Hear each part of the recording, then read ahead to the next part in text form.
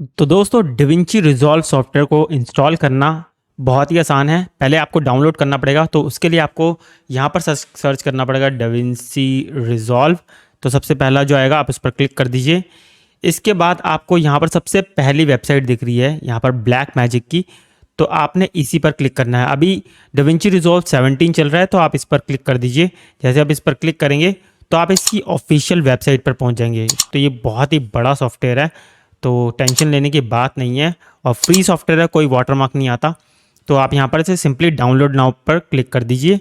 जैसे आप इस पर क्लिक करेंगे तो आपका ये पॉपअप विंडो ओपन हो जाएगी।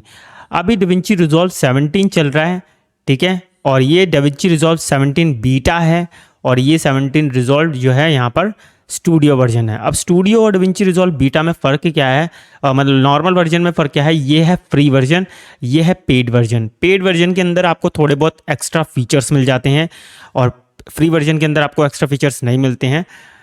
तो ज़्यादा कुछ नहीं है, आप फ्री वाले सॉफ्टवेयर से भी बहुत कुछ कर सकते हैं, बहुत कुछ मतलब बहुत कुछ कर सकते हैं, ठीक है। तो उस चीज़ की टेंशन लेने की बात नहीं। मे बी आपका 18 आ रखा हो यहाँ पर, अगर अपडेट हो चुका होगा तो अभी फ़िलहाल 17 है, तो ज़्यादा चेंजेस नहीं होते हैं, बस थोड़े बहुत चेंजेस होते हैं। तो अभी 17 चल रहा है, बहुत बढ़िया है। तो इसे इंस्टॉल करने के लिए आपको 3 ऑप्शन मिल जाते हैं। अगर आपका मैक ओएस है तो मैक ओएस के लिए आप इंस्टॉल कर सकते हैं, विंडोज़ है तो विंडोज़ के लिए, लिनक्स है तो लिनक्स के लिए, और स्टूडियो में भी आपको मिल जाते हैं। तो आपने सिंपली विंडोज़ का है तो विंडोज़ पर क्लिक कर दीजिए। तो यहाँ पर आपका एक ये विंडो ओपन हो जाएगी, ठीक है। यहाँ पर डिविंची रिजॉल्व 17.3.2 वर्जन चल रहा है। आपने कुछ नहीं करना है, यहाँ पे अपना नाम डाल लीजिए, जो भी अपना नाम डालना है आप नाम डालिए, और यहाँ पर अपना लास्ट नेम डाल दीजिए। तो मैं यहाँ लास्ट नेम डाल देता हूँ। कंपनी, अगर आप कंपनी है तो कंपनी का नाम डाल सकते हैं, तो आपका कोई कंपनी नहीं है तो नहीं डालिए। यहाँ पर आप अपना ईमेल आईडी डाल सकते हैं, तो आप अपनी ईमेल आईडी ज़रूर डाल दीजिए। तो मैं यहाँ पर नॉर्मल डाल देता हूँ अपनी ईमेल आईडी, और यहाँ पर अपना फ़ोन नंबर डाल दीजिए। अगर आपका फ़ोन नंबर है तो मैं यहाँ फ़ोन नंबर डाल देता हूँ। तो इसके बाद आप यहाँ पर कंट्री डालिए, जो भी आपकी कंट्री है, यहाँ स्टेट डालिए। तो मैं यहाँ पर डाल देता हूँ दिल्ली। इसके बाद आप यहाँ पर सिटी डालिए, सिटी भी दिल्ली है, ठीक है। इसके बाद आपको यहाँ पर कुछ करने की ज़रूरत नहीं है, आपने सिर्फ रजिस्टर एंड डाउनलोड पर क्लिक करना है। जैसे आप इस पर क्लिक करेंगे तो ये डाउनलोड होना स्टार्ट हो जाएगा। यहाँ पर आप देखिए आपकी यहाँ पर जिप फोल्डर यहाँ पर डाउनलोड होना स्टार्ट हो गया है। तो ये 2.5 GB की फ़ाइल है, तो इसे पूरा डाउनलोड कर लीजिए जितनी भी देर आपको लगेगी।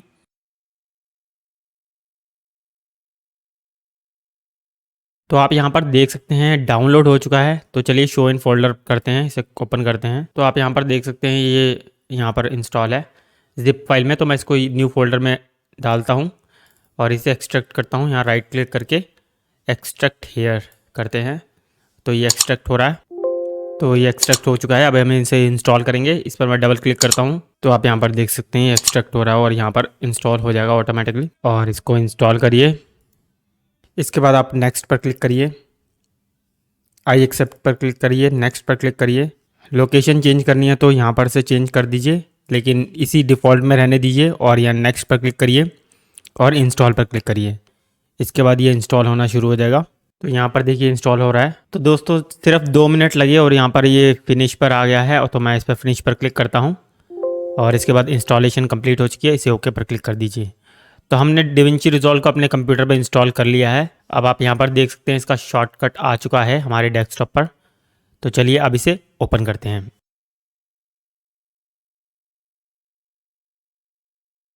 तो स्टार्ट करते हैं अपने डिविंची रिजॉल्व को। अब इसको डबल क्लिक करते हैं तो इसकी स्टार्टिंग विंडो आ चुकी है।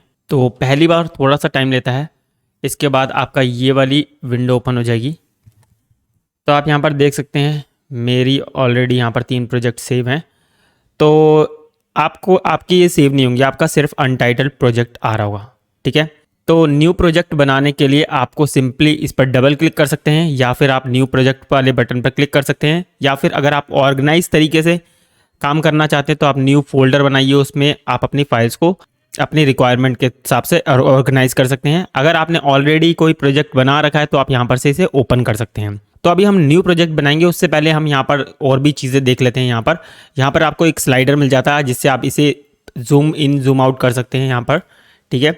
इसके बाद यहाँ पर आपको एक ऑर्गेनाइज का ऑप्शन मिल जाता है। यहाँ पर नेम के तरीके से आप इसे सॉर्ट कर सकते हैं, और यहाँ पर आप डेट मॉडिफाइड की तरफ से सॉर्ट कर सकते हैं। टाइमलाइन फॉर्मेट आपको यहाँ पर फ्रेम रेट सॉर्टिंग का ऑप्शन एक्चुअली में यहाँ पर। तो यहाँ पर एक इन्फॉर्मेशन का ऑप्शन है जिस पर आप क्लिक करके यहाँ की इन्फॉर्मेशन देख सकते हैं।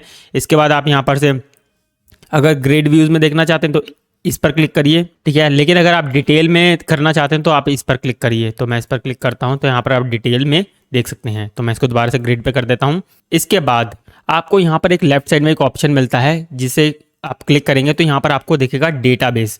अब डेटाबेस का यूज़ तब होता है जब आप अकेले काम नहीं कर रहे हो, आप अपनी टीम के साथ काम कर रहे हो। अगर आपकी बहुत सारी टीम है और आपका काम जो है नेटवर्क के थ्रू शेयर होता है, 4-5 कंप्यूटर हैं और 4-5 कंप्यूटर में अलग अलग एडिटर्स बैठे हैं, तो उस हिसाब से डेटाबेस का इस्तेमाल किया जाता है। या सर्वर पे आप डाल दीजिए तो आपके कंप्यूटर पे आप काम करेंगे और दूसरा कंप्यूटर पे दूसरा बंदा काम करेगा। यानी कि आप एडिटिंग कर रहे हैं, दूसरा बंदा कलर ग्रेड करता है या कलर करेक्ट करता है, तो आप सेम कंप्यूटर में बैठे रहिए, आप एक सर्वर पर अपलोड कर दीजिए अपने प्रोजेक्ट को, तो दूसरा बंदा अपने कंप्यूटर में बैठ के सेम प्रोजेक्ट पर काम कर सकता है। तो डेटाबेस का काम ये होता है। तो फिलहाल हम डेटाबेस पर नहीं जाएंगे, इसको हम हटा देंगे यहाँ पर से। हमारा ये प्रोजेक्ट है, ठीक है। अब मान लीजिए कि मुझे अपना नया प्रोजेक्ट बनाना, तो जैसा कि मैंने आपको बताया कि आप इस पर डबल क्लिक कर सकते हैं या न्यू प्रोजेक्ट पर आप क्लिक कर सकते हैं। तो मैं यहाँ पर से इस पर न्यू प्रोजेक्ट पर क्लिक करता हूँ। इसके बाद आपको अपने प्रोजेक्ट का नाम देना है, तो आप कोई भी नाम दे सकते हैं। तो मैं यहाँ पर दे देता हूँ DaVinci Resolve ट्यूटोरियल, ठीक है। इसके बाद आप क्रिएट पर क्लिक कर दीजिए तो आपका एक प्रोजेक्ट बन जाएगा और आपका जो है DaVinci Resolve ओपन हो जाएगा, ठीक है। अब ये ओपन हो गया है तो अब आपको ये लग रहा होगा थोड़ा कॉम्प्लिकेटेड सॉफ्टवेयर लग रहा होगा, लेकिन ये कॉम्प्लिकेटेड बिल्कुल भी नहीं है। अगर आपने फाइनल कट प्रो का नाम सुना है, प्रीमियर प्रो का नाम सुना है, आफ्टर इफेक्ट्स का नाम सुना है, आपने कभी यूज़ भी किया है तो बहुत अच्छी बात है। आपके लिए कोई कॉम्प्लिकेटेड नहीं है ये सॉफ्टवेयर, बस आपको यूज टू होना पड़ेगा इसके साथ साथ, ठीक है। और बढ़िया बात यह है कि ये Final Cut Pro, Premiere Pro और आफ्टर इफेक्ट्स का मिला जुला कर एक सॉफ्टवेयर बनाया गया है जिसे DaVinci Resolve नाम दिया गया है। ये एक ब्लैक मैजिक का सॉफ्टवेयर है और ब्लैक मैजिक जो कंपनी है वो कैमरा और वीडियो एडिटिंग पर ही काम करते हैं। तो ये जो सॉफ्टवेयर बनाया गया है वो वीडियो एडिटर के लिए स्पेशली ध्यान में रखकर बनाया गया है और इसकी अपडेशन भी जो होती है वो वीडियो एडिटर को जो प्रॉब्लम्स आती हैं उसको ध्यान में रखकर बनाया गया है। बहुत ही ईजी सॉफ्टवेयर है, बहुत ही पावरफुल सॉफ्टवेयर है और ये लीडिंग सॉफ्टवेयर होने वाला है बहुत जल्द सब में। लेकिन अभी इंडस्ट्री स्टैंडर्ड नहीं है, लेकिन ये बहुत जल्दी इंडस्ट्री स्टैंडर्ड भी बन जाएगा। बहुत ही ज़बरदस्त सॉफ्टवेयर है। तो चलिए अब इसको सीखते हैं।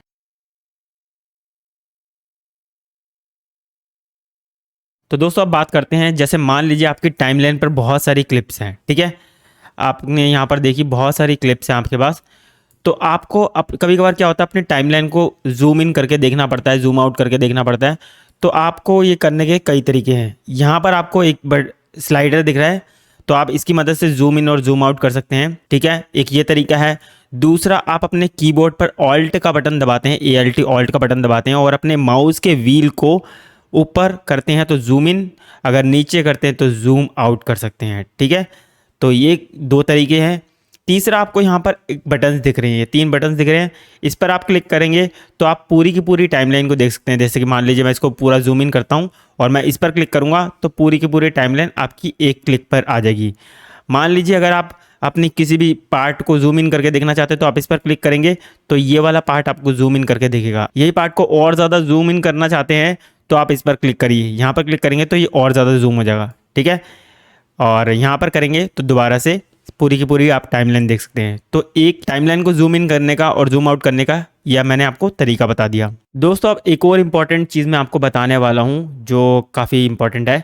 मान लीजिए कि मुझे अपनी ये वाली क्लिप को आगे लेकर के आना है, इस वाली क्लिप से आगे लेकर के आना है और इस वाली को पीछे लेकर के आना है। तो उसको करने का एक बड़ा तरीका है जो कि सब करेंगे, जो भी अगर किसी को शॉर्टकट नहीं पता होगा तो वो क्या करेगा, सबसे पहले इसे ऊपर करेंगे, इसको यहाँ पर ड्रैग करेंगे, इसको पीछे लेकर के आएंगे और इसको फिर नीचे ले आएंगे। तो एक ये तरीका है। तो मैं Ctrl Z करके इसको वहीं पर ले आता हूँ। अब इसका शॉर्टकट है, जैसे मान लीजिए मुझे इसको स्वैप करना है तो मैं अपने कीबोर्ड पर कंट्रोल दबाऊंगा, कंट्रोल का बटन होल्ड रखूँगा, फिर शिफ्ट का बटन होल्ड रखूँगा। कंट्रोल और शिफ्ट दोनों बटन मुझे होल्ड रखने हैं। उसके बाद आप ग्रेटर देन और लेस देन की इनको दबा सकते हैं, ठीक है। ग्रेटर देन की और लेस देन की आपको पता होगा तो उन्हें दबा सकते हैं। तो अब मान लीजिए मुझे अपनी एक क्लिप को इसके मिडल में लेकर के आना है। तो ये तरीका मैं आपको बता चुका हूँ, सिर्फ मैं आपको रिवाइज करा रहा हूँ एक छोटा सा तरीका ताकि आपको ये ज़्यादा याद रहे। तो मैंने इंस्पेक्टर को यहाँ करना है, इस पर ड्यूअल विंडो कर देनी है। जैसे कि मुझे ये वाली विंडो, ये वाली क्लिप को इन दोनों के बीच में लेकर के आना है या इसके बीच में लेकर के आना है। तो मैं क्या करूँगा, यहाँ पर से पहले डबल क्लिक करूँगा, यहाँ पे इनपुट पॉइंट लूँगा और आउटपुट पॉइंट यहाँ ले लूँगा, और सॉरी इनपुट पॉइंट ये ले लिया और आउटपुट पॉइंट ये ले लिया। तो यहाँ पर से हम इधर लेकर के आएंगे और यहाँ पर हम डाल देंगे इंसर्ट पर, तो यहाँ पर बीच में आ जाएगी ये। ठीक है, मैं इसे प्ले करके आपको दिखाता हूँ, ये देखिए। तो ये एक रिवाइज चीज़ थी जो मेरे को लगा आपको बताना चाहिए ताकि आपको ये ज़्यादा ध्यान में रहे। दोस्तों, अगर हमें अपनी वीडियो को ट्रिम करना है तो उसको करने का एक तरीका है। यहाँ पर आप अपनी जो है टाइमलाइन पर जो भी क्लिप है उसको अगर छोटा करना चाहते हैं तो यहाँ पर आपको जैसे ही लेकर आएंगे कॉर्नर पे, तो आपको एक ये देखिए कर्सर चेंज होता हुआ नज़र आएगा। तो जैसे ये कर्सर चेंज होता हुआ आपको नज़र आए तो आप उस पर क्लिक करके इसको ट्रिम छोटा या बड़ा कर सकते हैं। ठीक है, तो आप इधर भी कर सकते हैं और यहाँ से भी ट्रिम कर सकते हैं। तो आप इस तरीके से एडजस्ट कर सकते हैं। इसके अलावा अगर हम इसको मिडल पर लेकर के आते हैं तो आप यहाँ पर देखेंगे कर्सर कुछ अलग चेंज हो गया है। यहाँ पर ऐसा हो रहा है और मिडल पर दोनों साइड में हो जाएगा। तो आप इसके मिडल पर क्लिक करके इसको अपने हिसाब से एडजस्ट कर सकते हैं। आपको दोनों विंडो के अंदर दिखेगा कि आप कहाँ से और कौन से टाइम पर इसको कट लगाना चाहते हैं। ठीक है, तो आप इस तरीके से भी ट्रिम कर सकते हैं। तो ये दोनों चीज़ें काफ़ी हैंडी है, काफ़ी यूज़फुल है और ये खाली आपको DaVinci Resolve में देखने को मिलती है। तो ट्रिम करने के अलग अलग तरीके हैं और जो भी आपको सही लगे आप उस पर यूज़ कर सकते हैं। दोस्तों, अभी जो हम यूज़ कर रहे हैं वो कर रहे हैं सिलेक्शन टूल। अगर यहाँ पर आप टूल्स देख रहे हैं तो ये जो सबसे पहला टूल है सिलेक्शन टूल, जो नॉर्मली आप यूज़ करते हैं सिलेक्शन करने के लिए, मूव करने के लिए कोई क्लिप को, और जो अभी हमने यूज़ करा था ट्रिम करने के लिए और ये एडिट करने के लिए। अब यहाँ पर आपको एक और टूल दिखता है जिसे कहते हैं trim edit tool, trim edit mode, इसका शॉर्टकट है T। अब इसका बेनिफिट क्या है ये देखिए, यहाँ पर इसका कर्सर आप यहाँ पर देख सकते हैं चेंज हो चुका है। अब इसका बेनिफिट देखिए, यहाँ पर ऑटोमेटिकली यहाँ पर कर्सर चेंज हो रहा है। अब इसको मैं यहाँ पर से ड्रैग करता हूँ। पहले हम इसको ट्रिम कर सकते थे, पहले हम इसको जब ये सिलेक्शन टूल में से आप इसको एडिट कर सकते थे और यह स्पेस बच जाता था और फिर इसको आपको रिपील डिलीट करना पड़ता था। डिलीट यहाँ पर से कर सकते थे या फिर आप इसको सिलेक्ट करके यहाँ पर रिपील डिलीट करते थे। ठीक है, लेकिन इस सिलेक्शन टूल का फ़ायदा क्या है, यहाँ पर आप देखिए आपने ये सिलेक्ट कर रखा है ट्रिम एडिट मोड। तो आप यहाँ पर देखिए आप सिंपली इसको ट्रिम कर सकते हैं, उसके बीच में कोई स्पेस नहीं बचेगा। ठीक है, अगर आप इधर भी करते हैं तो कोई स्पेस नहीं बचेगा, आपकी टाइमलाइन ऑटोमेटिकली वहाँ पर फिल होती हुई चली जाएगी। तो ये आपका टाइम बहुत ज़्यादा बचाता है। अगर आप कुछ भी करेंगे तो ये आपका टाइम बहुत ज़्यादा बचा देता है। तो ये टूल का भी यूज़ करें, बहुत ही यूज़फुल टूल है ये।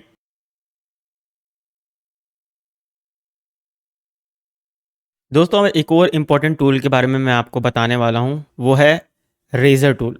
अब मान लीजिए मुझे कोई कट लगाना है अपने क्लिप में, तो मैं इस रेज़र टूल का या ब्लेड का हेल्प लेंगा और यहाँ पर क्लिक करूँगा तो हमारा ये कट लग जाएगा। ठीक है, तो एक तरीका ये है सिंपल तरीका। और अगर मुझे इसका शॉर्टकट करना है तो B प्रेस करूँगा, ब्लेड आ जाएगा और इसे हम हटा सकते हैं। अब मान लीजिए यहाँ पर एक बड़ा स्टेप हो जाता है। जैसे कि मान लीजिए अगर मैं इसको इसके ऊपर लेकर के आता हूँ और मैं ब्लेड सेलेक्ट करता हूँ और मेरे को इस पर भी कट करना है, फिर मेरे को इस पर कट करना पड़ेगा, तो ये 2 कट हो जाएंगे। बहुत ही बड़ी चीज़ है। इससे बढ़िया एक शॉर्टकट होता है Ctrl+बैक स्लैश, यानी कंट्रोल को आपने होल्ड रखना है और बैक स्लैश प्रेस करना है। तो मैं सिलेक्शन टूल सेलेक्ट करता हूँ, कुछ भी सिलेक्ट नहीं है। अब कंट्रोल हो मैंने होल्ड रखा है और बैक स्लैश मैंने दबाया है, तो आप यहाँ पर देख सकते हैं ऑटोमेटिकली यहाँ पर कट लग चुका है। तो हमारा एक स्टेप कम हो रहा है, ब्लेड हमारे को सिलेक्ट करके कट नहीं लगाना पड़ रहा, हम एक ही शॉर्टकट से हम कट भी लगा सकते हैं। अब मान लीजिए मैं इस क्लिप को ऊपर ले आता हूँ। अब मुझे इस वाले पे कट लगाना है तो मैं कंट्रोल बैक स्लैश करूँगा तो यहाँ पर कट लग जाएगा। ठीक है, लेकिन मान लीजिए मैं इन दोनों पर एक साथ कट लगाना चाहता हूँ, तो ब्लेड टूल से मुझे इस पर भी कट लगाना पड़ेगा, इस पर भी कट लगाना पड़ेगा। लेकिन जो मैंने आपको शॉर्टकट बताया है Ctrl+बैक स्लैश, उसमें एक साथ सभी में कट लग जाएगा। और जो क्लिप सेलेक्टेड होगी अगर हम उस पर कट लगाना चाहते हैं तो हमें दोबारा से Ctrl+बैक स्लैश दबाएंगे तो वहाँ पर एक कट लगेगा। अगर कोई सिलेक्ट नहीं होगी तो दोनों पर कट लगेगा। ठीक है, तो ये काफ़ी यूज़फुल टूल रहता है। अब मान लीजिए अगर हमें इस पर कट नहीं लगाना, एक चीज़ और आप कर सकते हैं, ये ऑटो ट्रैक सेलेक्टर को आप हटा दीजिए। अब मैं अगर किसी को सिलेक्ट नहीं करता हूँ और कंट्रोल+बैक स्लैश दबाता हूँ तो आप यहाँ पर देखेंगे ये वाली क्लिप जो है इस पर कट नहीं लगा, लेकिन नीचे वाली पे लगा है। तो ये ऑटो ट्रैक सेलेक्टर अगर आपका डिसेबल होगा तो आप उस पर कोई एडिट नहीं कर पाएंगे, तो मेक श्योर कि ये सिलेक्टेड होना चाहिए। दूसरा मैं आपको एक और चीज़ बता दूं कि अगर आपकी क्लिप जो है लॉक्ड है, जैसे लॉक है, उस ट्रैक पर जो भी क्लिप है उसको एडिट नहीं कर सकते। जैसे कि ये वाले पे लॉक लगा रखा है मैंने, तो आप इस ट्रैक में जितनी भी क्लिप है उसको मूव नहीं कर सकते, उन्हें एडिट नहीं कर सकते, कुछ भी नहीं कर सकते। लेकिन अगर आप इसे अनलॉक करेंगे तो आप कुछ भी कर सकते हैं। तो ये काफ़ी यूज़फुल टूल है। लेकिन इसी तरह से आपको एक और यहाँ पर एक लॉक दिखता है, तो इसका भी यूज़ समझ लीजिए। पोजीशन लॉक है ये, ठीक है। आप इसे मूव नहीं कर सकते, लेकिन आप एडिट कर सकते हो, ठीक है, कुछ भी कर सकते हो, लेकिन आप इसे मूव नहीं कर सकते, इसको अपनी जगह से मूव नहीं कर सकते। इसका फ़ायदा ये होता है कि मान लो आप अपनी क्लिप आपने बना ली है, प्रोजेक्ट आपने बना लिया है, लेकिन आप फिर भी एडिट कर रहे हो, लेकिन आप अपनी सीक्वेंस को मूव नहीं करना चाहते, तो आप इसका यूज़ कर सकते हो। ये काफ़ी यूज़फुल टूल रहता है।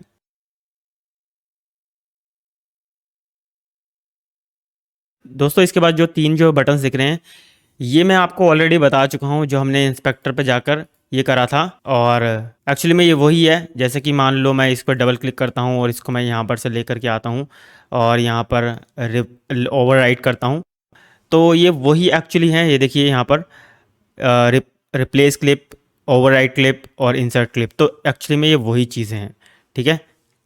तो मैं इसे अंडू कर देता हूँ। अब मैं आपको एक और चीज़ बताने वाला हूँ, ये स्नैपिंग टूल है। स्नैपिंग टूल क्या है? ये बहुत ज़्यादा यूज़फुल होता है। अगर मान लीजिए मैं इसको डिसेबल कर देता हूँ, इसका शॉर्टकट है N, और मैं यहाँ पर से इसको इधर लेकर के जाता हूँ, क्लिप को इधर लेकर के जाता हूँ। अब मुझे इसको अगर जोड़ना है एक साथ में, तो मैं इस पर क्लिक करके इसको ड्रैग करूँगा, तो आप यहाँ पर इसकी एजेस को देखना, तो ये हम बिल्कुल सही जगह पर नहीं जोड़ पाएंगे, हमारे को बहुत ध्यान से जोड़ना पड़ेगा इसे, ठीक है। लेकिन अगर हम स्नैपिंग टूल को इनेबल कर देते हैं तो आप ये देखिए कमाल, मैं इसके पास लाऊंगा और ये ऑटोमेटिकली इसके साथ चिपक जाएगा। तो स्नैपिंग टूल एक्चुअली में ये काम करता है। अब ये लिंक टूल है। अब इसका मतलब क्या है? ये ऑडियो और वीडियो को लिंक करता है। जैसे कि मान लीजिए अभी ये इनेबल है, तो हमारी ऑडियो और वीडियो दोनों एक साथ हिल रही है, ठीक है। इसके बाद अगर मैं इसे अनलिंक कर देता हूँ तो यहाँ पर ये अनलिंक हो चुके हैं। अगर मैं इस पर क्लिक करता हूँ, आप यहाँ पर देखिए एक दूसरे से अलग हैं ये, ठीक है। अगर मैं इसे लिंक करता हूँ तो ये दोनों, अगर मैं इन दोनों को लिंक करता हूँ तो ये दोनों साथ में है, ठीक है। तो इसका यूज़ ये है। इसके साथ साथ आपको यहाँ पर एक बटन दिख रहा है, ये यहाँ पर, तो इसका यूज़ क्या है? इस पर क्लिक करें तो यहाँ पर आप अपने टाइमलाइन के व्यू ऑप्शन को देख सकते हैं। तो आप अलग अलग तरीके से ये यूज़ कर सकते हैं। अभी हम आने वाली वीडियोस में इसको अच्छे से समझेंगे, लेकिन अभी थोड़ा बहुत समझते हैं। जैसे कि मान लीजिए मैं इस पर क्लिक, अभी ये एक्चुअली में थंबनेल वाला है जिसमें आपको पूरा का पूरा व्यू दिख रहा है जो भी वीडियो के अंदर है। अगर हम इस पर क्लिक करते हैं तो इसके अंदर क्या होगा? एक तो सबसे आगे का शॉट दिखेगा आपको और एक सबसे लास्ट का फ्रेम दिखेगा, सबसे आगे का फ्रेम और लास्ट का फ्रेम दिखेगा, ठीक है। इसका यूज़ ये है। अगर हम ये वाला यूज़ करेंगे तो आपको यहाँ पर कोई भी थंबनेल दिखेगा, कोई भी पता नहीं चलेगा कि कौन सी क्लिप है। तो ये काफ़ी यूज़फुल होता है, क्योंकि अगर हम इनका यूज़ करते हैं तो ये ग्राफिक कार्ड पर और प्रोसेसर पर लोड डालता है। अगर आप ये यूज़ करते हैं तो अगर आपको लगता है कि आपका कंप्यूटर स्लो हो रहा है, डेविंची रिजॉल्व स्लो हो रहा है, तो आप इसका यूज़ कर सकते हैं। इससे थोड़ा सा बेनिफिट आपको मिल जाता है। तो मैं वैसे इसको ले आता हूँ, देखिए लोड हो रहा है ना, तो यही चीज़ फ़र्क पड़ती है काफ़ी। ऑडियो ऑप्शन में भी यही है। आप अपनी ऑडियो वेव फॉर्म, ये आपको वेव दिख रही है ना यहाँ पर, इसको कैसे देखना चाहते हैं? आप ऐसा देखना चाहते हैं बार्स के तौर पर, आप इसे ऐसे नीचे की तरफ देखना चाहते हैं, या वेव के तौर पर देखना चाहते हैं, तो आप इसका यूज़ कर सकते हैं। अब ये वर्क नहीं कर रहा, मुझे नहीं पता क्यों वर्क नहीं कर रहा, थोड़ी सी प्रॉब्लम होगी डिविंची रिजॉल्व में। तो आप इससे ये यूज़ कर सकते हैं। यहाँ पर से आप वीडियो ट्रैक और ऑडियो ट्रैक की हाइट को एडजस्ट कर सकते हैं। ये बड़ा करना चाहें उतने बड़े कर सकते हैं, जितनी छोटी करना चाहें छोटी कर सकते हैं। इसमें आप ऑडियो के ट्रैक को यहाँ पर से आप इंक्रीज़ और डिक्रीज़ कर सकते हैं। तो यहाँ पर आपको ऑप्शन मिल जाता है। तो ये थे कुछ ऑप्शंस। दोस्तों अब बात करते हैं एक ऐसे चीज़ की जो आपको हर पैनल में मिलता है, वो है इंस्पेक्टर। आपको ऊपर काफ़ी सारे पैनल्स दिख रहे हैं, जैसे कि यहाँ पर आप देख सकते हैं मीडिया पुल हो गया। अगर आप इसे इनेबल या डिसेबल करना चाहते हैं तो आप इसको सिंपली क्लिक करना है, तो आपको मीडिया पुल दिखेगा। ठीक है। इसके बाद आप इफेक्ट लाइब्रेरी को भी इनेबल या डिसेबल कर सकते हैं यहाँ पर से। यहाँ पर आपको एडिट इंडेक्स भी मिल जाता है, उसको भी इनेबल डिसेबल कर सकते हैं। साउंड लाइब्रेरी को भी आप इनेबल डिसेबल कर सकते हैं, ठीक है, इनेबल और डिसेबल कर सकते हैं। इसके बाद आप यहाँ पर मीडिया पूल पर दोबारा जाइए और यहाँ पर भी आपको मिलता है मिक्सर, मेटाडेटा और इंस्पेक्टर। तो हम और इसके बाद आपको एक लास्ट में एक बटन दिखता है ये वाला, इसे आप एक्सपेंड कर सकते हैं अपने इंस्पेक्टर को, या किसी भी चीज़ को आप एक्सपेंड करके देखना चाहते हैं तो आप यहाँ पर से कर सकते हैं। तो इस पर क्लिक करिए तो ये एक्सपेंड हो जाएगा, अगर हम इस पर क्लिक करेंगे तो ये एक्सपेंड हो जाएगा, ठीक है। इंस्पेक्टर हटा दीजिए, मेटाडेटा हो जाएगा, मिक्सर कर दीजिए तो मिक्सर सिर्फ इतना ही रहेगा, ठीक है। इंस्पेक्टर पे चलते हैं और इसे हटाते हैं, ठीक है, और इसको मैं छोटा कर देता हूँ। अब यहाँ पर हम इंस्पेक्टर पे चलते हैं। मान लीजिए मुझे अपनी इस क्लिप को जूम इन करना है, यहाँ पर आप अपने क्लिप के हिसाब से कोई भी चीज़ को एडजस्ट कर सकते हैं। तो फिलहाल हम वीडियो के बारे में जानेंगे अभी फ़िलहाल, ठीक है। तो मैं यहाँ पर क्लिक करता हूँ, इस क्लिप को अगर मैं जूम करना चाहता हूँ तो मैं यहाँ पर से जूम कर सकता हूँ, जूम आउट करना चाहता हूँ तो मैं यहाँ पर से जूम आउट कर सकता हूँ।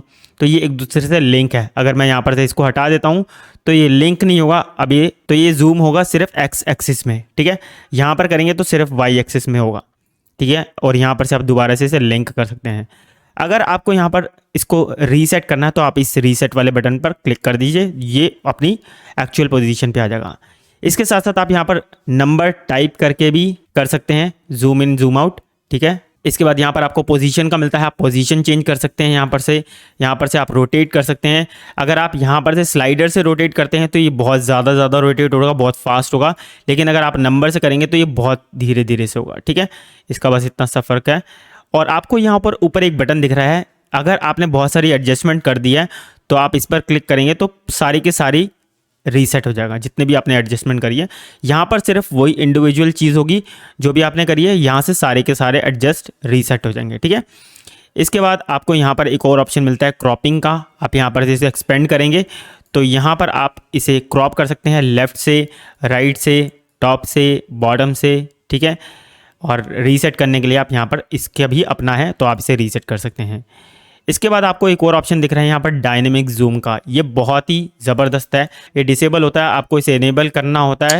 ये एक्चुअली में स्लाइड शो में बहुत यूज़फुल होता है। तो मैं इसको क्लिक करता हूँ, इसे ओपन करता हूँ और मैं अभी आप इसको प्ले करके दिखाता हूँ। तो आप यहाँ सिंपली देखेंगे अभी तो ये जूम इन हो रहा है, आपको वैसे नहीं पता चलेगा। कोई स्टेबल क्लिप होगी ना तो मैं उसे दिखाऊंगा आपको, जिसमें मूवमेंट नहीं होगी। ये देखिए इसमें ज़्यादा मूवमेंट नहीं है तो मैं आपको दिखाता हूँ। इस पर अगर मैं डायनेमिक जूम लगाता हूँ तो आप यहाँ पर देखिए ये ऑटोमेटिकली जूम आउट हो रहा है, देखिए, ठीक है। ये जूम आउट हो रहा है हल्का हल्का सा, लेकिन अगर आप स्वैप कर देंगे इसे तो यहाँ पर ये जूम इन होने लग जाएगा, ये देखिए। तो ये काफ़ी यूज़फुल टूल है अगर आप जल्दी से जूम इन और जूम आउट करना चाहते हैं, अपने क्लिप में ट्रांजिशन लगाना चाहते हैं जूम इन जूम आउट की, तो ये बहुत अच्छा चीज़ है, ठीक है। अगर आप इसे हटाना चाहते हैं तो यहाँ पर से आप रीसेट भी कर सकते हैं, या फिर इसे अगर आप इसे डिसेबल कर देंगे तो ये डिसेबल हो जाएगा, ठीक है। एक और इसका फ़ायदा ये है, मान लीजिए कि मैं यहाँ पर से क्रॉप करता हूँ, लेकिन अब मैं अगर इसको दबाऊंगा तो सारी की सारी चीज़ें रीसेट हो जाएगी, लेकिन मैं अगर डीसेलेक्ट कर दूंगा तो यहाँ पर आप देखिए वो सारे डिसेबल हो गए हैं और यहाँ पर हमारी जो क्लिप है वो रीसेट हो गई है, लेकिन वो एक्चुअली में रीसेट नहीं हुई है, ठीक है। अगर आप इसे इनेबल कर देंगे तो आपकी सेटिंग्स वही रहेंगी, ठीक है। ये कई बार बहुत यूज़फुल होता है जब आपको अपनी सेटिंग्स नहीं हिलानी होती, लेकिन आप यहाँ पर से डिसेबल और इनेबल कर सकते हैं, ठीक है। तो मैं यहाँ पर से रीसेट करके इसे डिसेबल कर देता हूँ। अब आपको इसके साथ साथ एक और चीज़ दिखेगी, यहाँ पर अभी और भी सेटिंग्स हैं, ये मैं आपको बाद में बताऊंगा। इसके बाद आपको यहाँ पर कंपोजिट दिखता है, यहाँ पर से आप इसके कंपोजिट मोड को चेंज कर सकते हैं, यहाँ पर आप इसकी ओपेसिटी को चेंज कर सकते हैं। अभी ये जो है एडवांस चीज़ें हैं, ये मैं आपको अभी आने वाली वीडियोस में बताऊंगा। अभी आपको यहाँ पर एक लेफ्ट साइड में एक ये ऑप्शन भी दिख रहा है, ठीक है। अभी इसको मैं आपको दिखाता हूँ। जैसे मैं इसको क्लिप को जूम इन कर देता हूँ, इसको पोजीशन हल्की सी चेंज कर देता हूँ।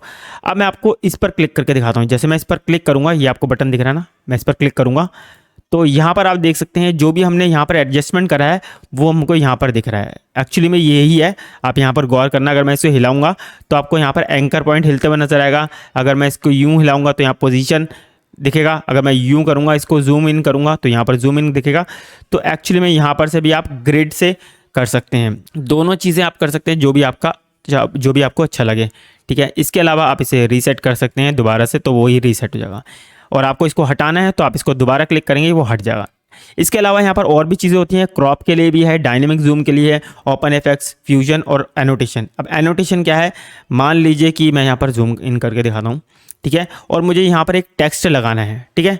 अब टेक्स्ट लगाने के लिए मैं यहाँ पर से एनोटेशन पर क्लिक करता हूँ और मैं यहाँ पर एक सर्कल लगा देता हूँ और यहाँ पर एक मार्कर बन जाता है। आप यहाँ पर देख सकते हैं मार्कर बन जाता है और आप इस मार्कर को एडिट भी कर सकते हैं। जैसे कि मैंने यहाँ पर मान लीजिए मुझे यहाँ पर टेक्स्ट लगाना है, तो मुझे याद रहेगा कि हाँ मुझे यहाँ पर एक टेक्स्ट लगाना है। तो जैसे ही ये यहाँ पर से प्ले होगा तो यहाँ पर हमें पता चल जाएगा कि भैया यहाँ पर मुझे एक टेक्स्ट लगाना है। इसके अलावा ये मार्कर आप यहाँ से भी लगा सकते हैं। चलिए मैं इसको पहले, तो इसको यहाँ पर से आप डिलीट भी कर सकते हैं, तो यहाँ पर से हट जाएगा। इसके अलावा अगर आप मार्कर और फ्लैग यहाँ से, तो यहाँ पर से भी आप मार्कर लगा सकते हैं। अगर मैं इस पर क्लिक करता हूँ तो यहाँ पर मार्कर लग जाता है, तो आप इसे क्लिक करके यहाँ पर मार्कर सेट कर सकते हैं। इसके अलावा यहाँ पर आप क्लिप पर भी मार्कर को सेट कर सकते हैं, जैसे इस पर क्लिक करिए और मार्कर आप यहाँ पर भी लगा सकते हैं, ठीक है। और इसके अलावा आप फ्लैग भी लगा सकते हैं, इसे फ्लैग कहते हैं, ये क्लिप की लास्ट में लगता है। इसका यूज़ भी यही होता है, अगर आपको कोई नोट्स बनाने हैं तो आप यहाँ पर से कर सकते हैं इसको यूज़, ठीक है। यहाँ पर आपने कोई टेक्स्ट लगाना है आप उसको यूज़ कर सकते हैं। यहाँ पर आपने क्लिप में कोई एडिटिंग करनी है बाद में या कलर ग्रेड करनी है, आपको याद रखना है, तो आप इस पर क्लिक करके उसे अपना रिमेंबर रख सकते हैं। तो ये काफ़ी यूज़फुल चीज़ होती है, ऑर्गेनाइज करने के लिए काफ़ी अच्छी चीज़ें हैं, तो आपको ये सब चीज़ें पता होना चाहिए। तो फिलहाल तो मैंने आपको बेसिक एडिट पेज का बेसिक इंट्रोडक्शन पूरी तरीके से बता दिया है। अभी हम आगे चल के इसके बारे में और जानेंगे। फिलहाल अब हम चलते हैं, सेम चीज़ें हम करेंगे कट पेज में। तो कट पेज का अब हम यूज़ करेंगे और मैं आपको बताऊंगा कट पेज का क्या क्या यूज़ है।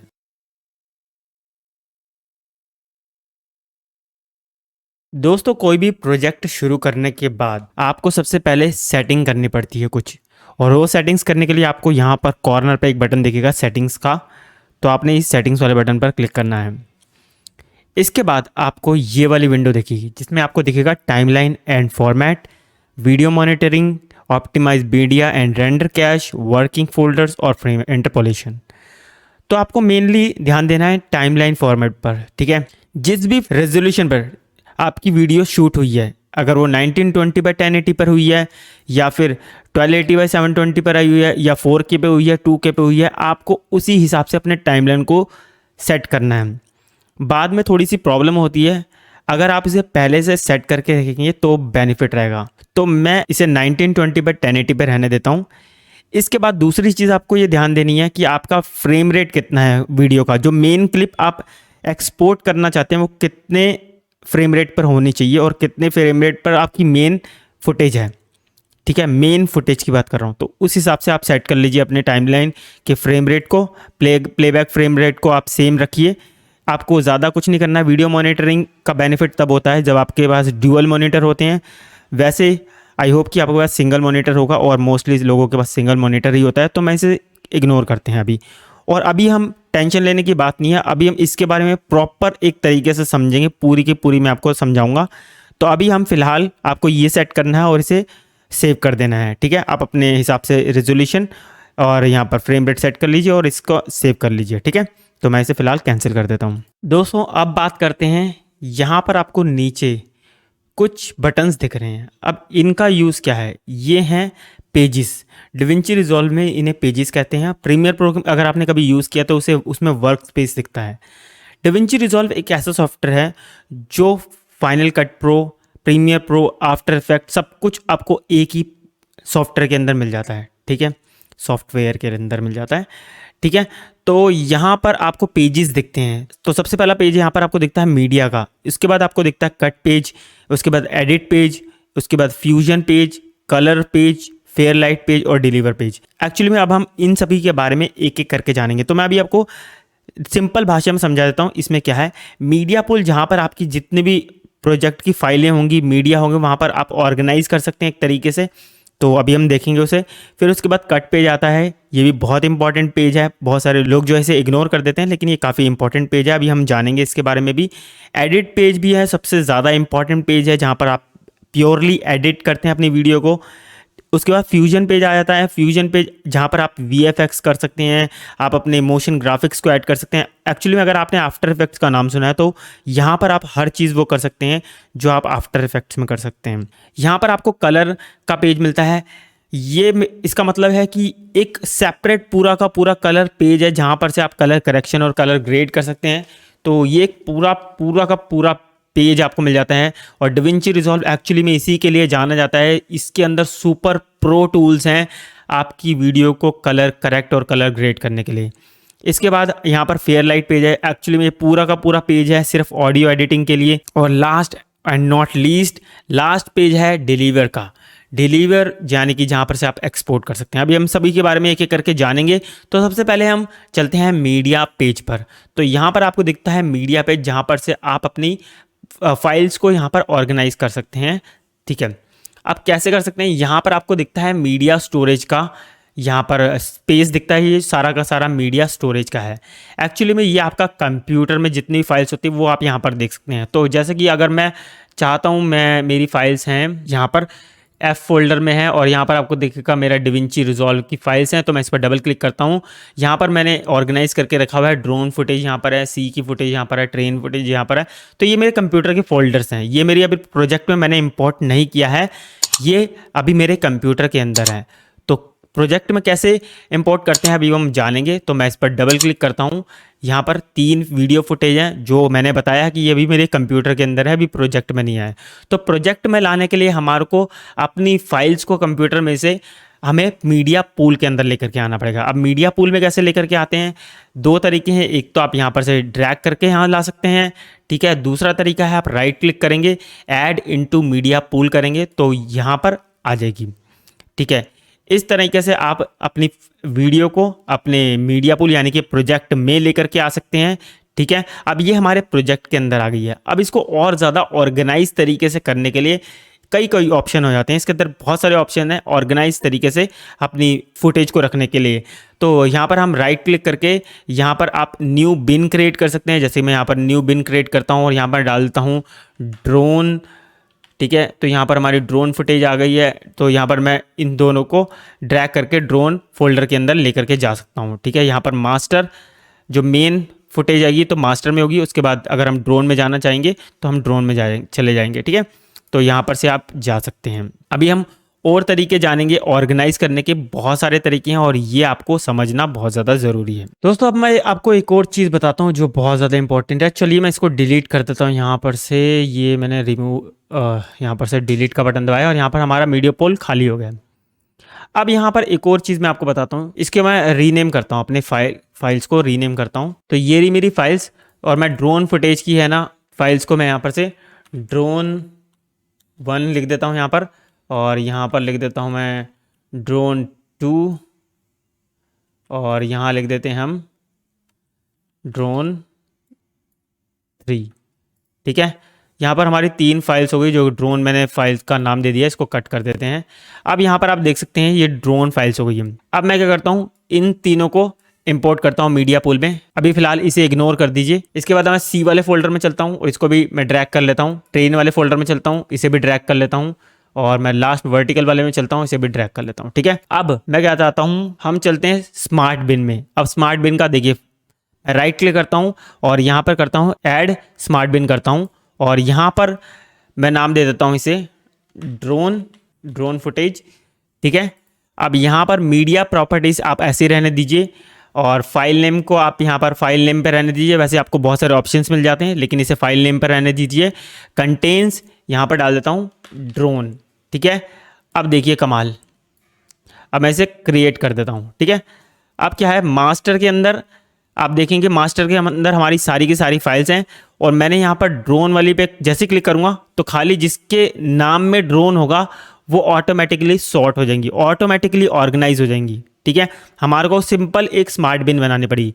इसके अलावा मैं आपको एक और चीज़ बताने वाला हूँ। इस ड्रोन फोल्डर को मैं यहाँ पर से रिमूव कर देता हूँ, ठीक है। अब यहाँ पर सारी की सारी फाइल्स आ चुकी हैं, ठीक है। दोस्तों इसके बाद आपको यहाँ पर एक ऑप्शन दिख रहा है कीवर्ड्स का। अब इसका फ़ायदा क्या है मैं आपको दिखाता हूँ। ये बहुत ज़बरदस्त चीज़ है, इसे ध्यान से समझना। अब मान लीजिए मुझे ये 3 ड्रोन्स को एक फोल्डर में डालना है, वो भी स्मार्ट बिन में डालना है, ठीक है। उसे हम कीवर्ड्स के थ्रू भी ऑर्गेनाइज कर सकते हैं। जैसे ये 3 ड्रोन्स फुटेज हैं, ठीक है। आपने तीनों को सिलेक्ट करना है, ठीक है। अब क्या करना है आपने, यहाँ पर आपको दिख रहा है एक ड्रॉप डाउन मेन्यू दिख रहा है, सॉर्टिंग का ऑप्शन दिख रहा है, आपने इस कोने वाले ऑप्शन को क्लिक करना है और यहाँ पर आपको दिखेगा शॉर्ट एंड सीन, आपने इस पर क्लिक करना है। इसके बाद यहाँ पर आपको बहुत सारी चीज़ें दिख जाएंगी। आपने क्या करना है, कीवर्ड्स वाले ऑप्शन पर जाना है, ठीक है। यहाँ पर आपको डालना है ड्रोन, जो भी आपने डालना है कीवर्ड, और एंटर प्रेस करना है। यहाँ पर चेक हो जाएगा, इसके बाद आपने सेव कर देना है। यहाँ पर करते ही आपको यहाँ पर एक ड्रॉप डाउन मेन्यू यहाँ पर भी दिखेगा, एक्सपेंड करने का ऑप्शन दिखेगा, आपने इस पर क्लिक करना है और यहाँ पर आपको दिखेगा ड्रोन। तो यहाँ पर आप देखिए ऑटोमेटिकली जिसके साथ कीवर्ड पर ड्रोन लिखा हुआ था ठीक है, वो जो हमने सेलेक्ट करी थी और उस पर कीवर्ड हमने सेट करा ड्रोन, तो ऑटोमेटिकली वो ऑर्गेनाइज हो गई है, ठीक है। मास्टर में हमारी सारी फुटेज है, लेकिन स्मार्ट बिन के अंदर, ड्रोन के अंदर हमारी पूरी फुटेज है। इसी तरह से आप ऑर्गेनाइज कर सकते हैं। ये बहुत ही पावरफुल चीज़ है जिसमें आप अपने सॉफ्टवेयर के अंदर इतनी स्मार्टली जो है ऑर्गेनाइज कर सकते हैं। अब इसके बाद एक और इम्पॉर्टेंट चीज़ है, चलिए मास्टर पर चलते हैं। मान लीजिए मैं इसको भी कीवर्ड सेट कर देता हूँ इसका ड्रोन शॉट का, ठीक है। तो आप देखिए कमाल, जैसे मैंने इस पर क्लिक किया, यहाँ पर वही वाला मेन्यू खुला है क्योंकि ये ऑलरेडी सिलेक्टेड है शॉर्ट एंड सीन, और मैंने यहाँ पर कीवर्ड डाल दिया ड्रोन, ठीक है, और एंटर प्रेस किया। अब आप देखना कि यहाँ पर वो वाली फुटेज भी ऑटोमेटिकली आ गई है। तो इसी तरह आप ऑर्गेनाइज कर सकते हैं, बहुत ही ज़बरदस्त चीज़ है ये। इसी तरह से आप कोई भी वीडियो को यहाँ पर से ऑर्गेनाइज कर सकते हैं, डिस्क्रिप्शन डाल सकते हैं, कमेंट्स डाल सकते हैं, उसी हिसाब से आप स्मार्ट बिन बना सकते हैं। तो ये बहुत ही ज़बरदस्त टूल है। अगर आपको ऑर्गेनाइज करना पसंद है, वैसे आपको पसंद होना चाहिए ऑर्गेनाइज करना, तो ये आपका फेवरेट पेज होने वाला है। अब मैं आपको एक और चीज़ बताता हूँ, जैसे मान लीजिए मैं तीनों ड्रोन फुटेज को यहाँ पर से डिलीट कर देता हूँ, ठीक है। समझते हैं हम, यहाँ पर से डिलीट कर दिया हमने। इसके बाद ज़रूरी नहीं है आप अपने यहाँ पर से ड्रोन फुटेज को इंपोर्ट करें, ठीक है। ये भी एक तरीका है, इसके अलावा और भी तरीके हैं, ठीक है, इंपोर्ट करने के। आप फाइल पर जाएँ, इंपोर्ट पर जाएँ और यहाँ पर से आप मीडिया को इंपोर्ट कर सकते हैं, ठीक है। एक तरीका ये है। दूसरा तरीका ये है कि आप डायरेक्ट अपनी फाइल्स को यहाँ पर से ड्रैग एंड ड्रॉप भी कर सकते हैं। तो ये अलग अलग तरीके हैं अपनी मीडिया को ऑर्गेनाइज करने के, अपनी मीडिया को इंपोर्ट करने के अलग अलग तरीके हैं। तो आपको जो सा तरीका इजी लगता हो वो आप इजी तरीके से यूज़ करें, लेकिन आप इस पेज का यूज़ ज़रूर करें और ऑर्गेनाइज ज़रूर करें अपनी फुटेज को। दोस्तों आई होप कि आपको अभी मीडिया पेज के बारे में समझ आ गया होगा। अभी हम बाकी चीज़ों के बारे में भी समझेंगे, अभी हम सिर्फ बेसिक चीज़ें समझ रहे हैं, ठीक है। अब हम चलते हैं एडिट पेज पर, ठीक है। टेंशन मत लीजिए, अभी हम सब कुछ समझेंगे डिटेल में। अभी मैं आपको सिर्फ इंट्रोड्यूस करा रहा हूँ हर चीज़ से, ठीक है। अब हम एडिट पेज पर आ गए हैं। यहाँ पर हम इफेक्ट्स लाइब्रेरी को हटा देते हैं फिलहाल के लिए। यहाँ पर आपको दिखता है हमारा मीडिया पुल, वही मीडिया पुल जो हमारे को यहाँ पर पहले नीचे दिख रहा था, अब एडिट पेज में वो साइड में आ गया है, ठीक है। स्मार्ट बिन आपको यहाँ पर दिख रही है। एक्चुअली में क्या है, मीडिया पुल आपको हर पेज पे दिखेगा। मीडिया पुल जो है आपकी फुटेज होंगी, जो क्लिप्स होंगी, वो आपको हर पेज पर दिखेगा, ठीक है। स्मार्ट बिन भी आपको मिलेगी। उसके बाद आपको क्या करना है, यहाँ पर आपकी टाइमलाइन है, ठीक है, जहाँ पर आप प्रोजेक्ट को बनाते हैं अपना, ठीक है। अपने कोई भी प्रोजेक्ट को आप क्रिएट करेंगे वो आप अपनी टाइमलाइन पर करेंगे। तो टाइमलाइन क्रिएट करने का यहाँ पर एक तरीका है, आप यहाँ पर राइट क्लिक करिए, टाइमलाइन पर जाइए और यहाँ पर क्रिएट न्यू टाइमलाइन पर क्लिक कर सकते हैं और इसका शॉर्टकट है Ctrl+N। तो आप इस पर क्लिक करिए। इसके बाद आपको ये पॉपअप विंडो खुलेगी। आप यहाँ पर से इसका नाम दे सकते हैं और कुछ सेटिंग्स कर सकते हैं। तो बाय डिफ़ॉल्ट सेटिंग्स रहने दीजिए। इसके अलावा आप यहाँ पर से चेक बॉक्स हटा के यहाँ पर से और भी सेटिंग्स चेंज कर सकते हैं, जैसे फॉर्मेट चेंज कर सकते हैं, यहाँ पर से मॉनिटर आउटपुट यहाँ पर चेंज कर सकते हैं। तो मैं यहाँ बाय डिफ़ॉल्ट इस पर चेक कर देता हूँ और इस पर क्रिएट पर क्लिक कर देता हूँ। तो यहाँ पर हमारी टाइमलाइन क्रिएट हो चुकी है। अब यहाँ पर आपको देखिएगा टाइमलाइन की एक और थंबनेल बन गया है। इसे थंबनेल्स कहते हैं, ये जितने भी आपको दिख रहे हैं थंबनेल्स हैं। तो यहाँ पर एक टाइमलाइन का थंबनेल आपको दिख रहा है। अब टाइमलाइन का थंबनेल, एक तो यहाँ पर नाम लिखा हुआ है, तो यहाँ पर टाइमलाइन की जगह अगर हम रीनेम करना चाहें तो आपने सिर्फ टाइमलाइन वाले जो टेक्स्ट है इस पर आपने क्लिक करना है। तो यहाँ पर से आप नाम चेंज कर सकते हैं, जैसे मैं यहाँ पर डालता हूँ मेन एडिट, ठीक है। तो यहाँ पर से आप नाम चेंज कर सकते हैं, सिंपल है। इसके बाद आपको आपकी टाइमलाइन पर ये दो आइकन दिखते हैं, आपको यहाँ पर दिख रहे हैं कॉर्नर पे दो आइकन्स दिखते हैं, लेकिन आपकी जो मेन क्लिप्स होती हैं और जो आपकी मेन क्लिप्स होती हैं उसमें अलग अलग आइकन्स दिखते हैं। जैसे कि मान लीजिए यहाँ पर आपको वही वाला आइकन दिखेगा, ठीक है, जो यहाँ पर राइट साइड में है, और लेफ्ट साइड में आपको म्यूजिक का आइकन दिखेगा, यानी इसके अंदर एक ऑडियो है। अब जिसके अंदर आपको यहाँ पर आइकन नहीं दिख रहा है म्यूजिक का, तो इसका मतलब है यहाँ पर इसके अंदर, इस क्लिप के अंदर कोई ऑडियो नहीं है। इसी तरह से आपको समझ आ जाएगी ये भाई आपकी क्लिप है और ये आपकी टाइमलाइन है, ठीक है। तो दोस्तों अब बात करते हैं कि कैसे हम अपनी फुटेज को अपनी टाइमलाइन पर लेकर के आ सकते हैं। बहुत ही सिंपल है, आपने सिंपली क्या करना है, ड्रैग एंड ड्रॉप करना है यहाँ पर, ठीक है। एक तरीका ये है, कंट्रोल Z कर रहा हूँ मैं, राइट क्लिक करके यहाँ पर आप import selected clip to timeline, तो आप इस पर क्लिक करेंगे तो यह भी आपके टाइमलाइन पर आ जाएगा। अभी आप यहाँ पर देख सकते हैं हमारा एक ही विंडो दिख रही है। अब ये थोड़ा कॉम्प्लिकेटेड है, इसे ध्यान से समझना। हमारे को 2 विंडोज़ चाहिए होती है, कभी कभार बहुत ज़्यादा इंपॉर्टेंट होता है वैसे 2 विंडोज़ पर काम करना। 2 विंडोज़ कैसे, कहने का मतलब क्या है वो अभी आप समझ जाएंगे। ये आप तरीका ज़रूर समझ लीजिए। यहाँ पर आपको ऊपर दिख रहा है इंस्पेक्टर, यहाँ पर मिक्सर, मेटाडेटा और इंस्पेक्टर, ठीक है। आप इंस्पेक्टर को यहाँ पर से क्लिक करेंगे तो ये ऑफ हो जाएगा, ठीक है। इसके बाद आपको यहाँ पर एक कॉर्नर में एक विंडोज दिख रही है डबल वाली, ठीक है। आपने इस पर क्लिक करना है तो यहाँ पर आपकी 2 विंडो हो जाएगी, ठीक है। ये सिंगल विंडो है और यहाँ पर आपकी डबल विंडो हो गई। अब इस डबल विंडो का फ़ायदा क्या है मैं आपको बताता हूँ। ये हमारी है मेन टाइमलाइन की वीडियोस, ठीक है, और ये हमारी है सोर्स वीडियो। अब सोर्स वीडियो मतलब ये वाली क्लिप की सोर्स वीडियो, अभी हमने टाइमलाइन पर ड्रैग नहीं करी है, ये हमारी, हम यहाँ पर से प्रीव्यू कर सकते हैं किसी भी फुटेज को, ठीक है। जैसे हमने यहाँ प्रीव्यू करना है तो हम यहाँ पर से प्रीव्यू कर सकते हैं किसी भी फुटेज को। तो आप ये ज़रूर कर लें, इसका बहुत ज़्यादा बेनिफिट होता है, वो आप अभी समझ जाएंगे। दोस्तों अब मान लीजिए मैं अपनी ये वाली वीडियो को डिलीट कर देता हूँ, 1 मिनट, इसे हम फुल स्क्रीन पे कर देते हैं, ठीक है। अब मान लीजिए मैं अपनी इस वाली वीडियो को डिलीट कर देता हूँ, तो मैंने डिलीट का बटन दबाया। अब हम सोर्स व्यूअर और टाइमलाइन व्यूअर के बारे में समझेंगे। जैसे कि मान लीजिए मैं अपनी इस क्लिप को डबल क्लिक करता हूँ। इसका फ़ायदा ये है, एक तो हम इसको हम यूँ करके देख सकते हैं, कोई भी क्लिप को हम यूँ करके देख सकते हैं, ठीक है। और दूसरा हम इस पर डबल क्लिक करते हैं तो वो यहाँ पर आप प्ले करके देख सकते हो, ठीक है। अब इस क्लिप को आप ड्रैग करके भी अपनी टाइमलाइन पर लेकर के आ सकते हो। ये देखिए मैंने यहाँ पर से ड्रैग करके लाया और यहाँ पर से भी आप ड्रैग करके ला सकते हो। तो ये हमारी जो है सोर्स व्यूअर है और ये हमारा है टाइमलाइन व्यूअर। जो आपकी एक्चुअल वीडियो बनकर तैयार होती है, जो आपके व्यूअर देखते हैं वो ये वाली वीडियो देखते हैं। ये आप इसमें से बहुत सारी चीज़ें खुद अपनी फुटेज को देखकर एडिट कर सकते हो और सिलेक्टेड पार्ट को सिलेक्ट कर सकते हो, वो अभी आप डिटेल में अभी समझेंगे, ठीक है। अब अगर हम दूसरी क्लिप को यहाँ पर से लेना चाहते हैं तो मैं इस पर क्लिक करता हूँ और इसको भी मैं ड्रैग करके अपनी पहली क्लिप के पीछे लेकर के चले जाता हूँ। तो इस तरह से आप अपनी क्लिप को यहाँ पर ड्रैग एंड ड्रॉप कर सकते हैं।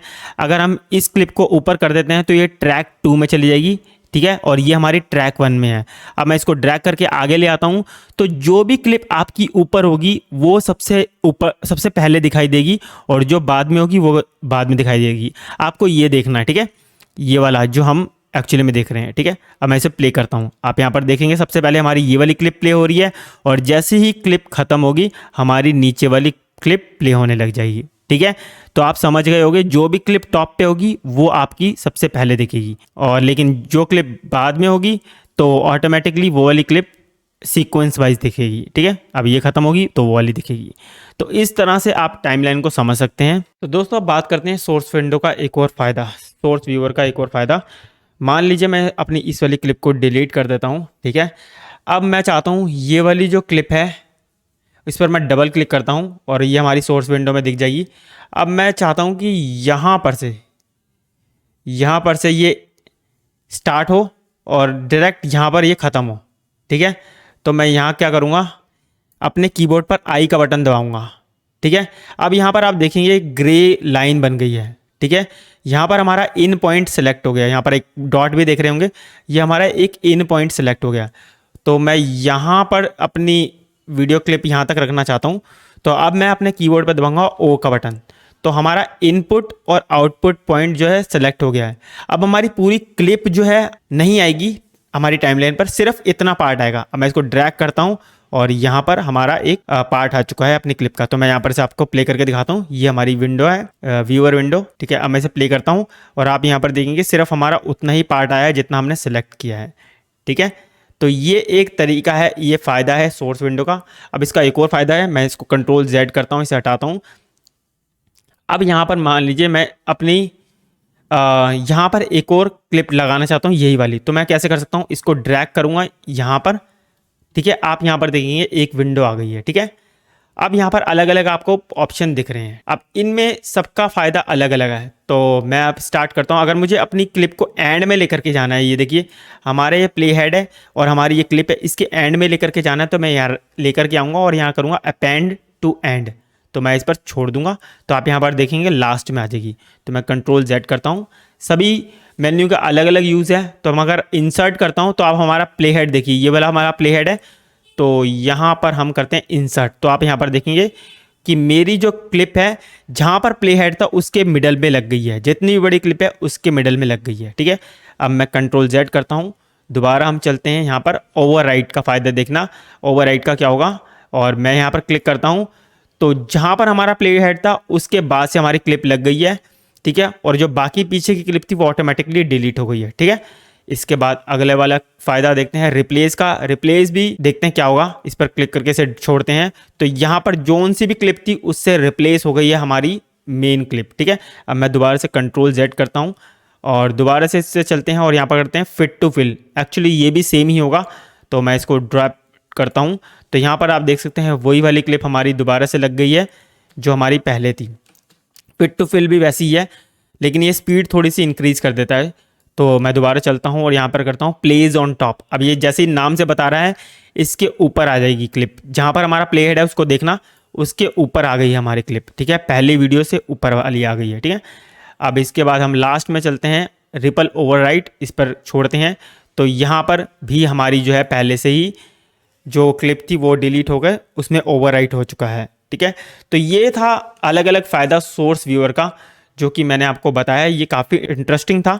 तो हमने कुछ बेसिक इंट्रोडक्शन के बारे में समझा जो हमारे एडिटिंग में हमारे को फ़ायदा देने वाला है।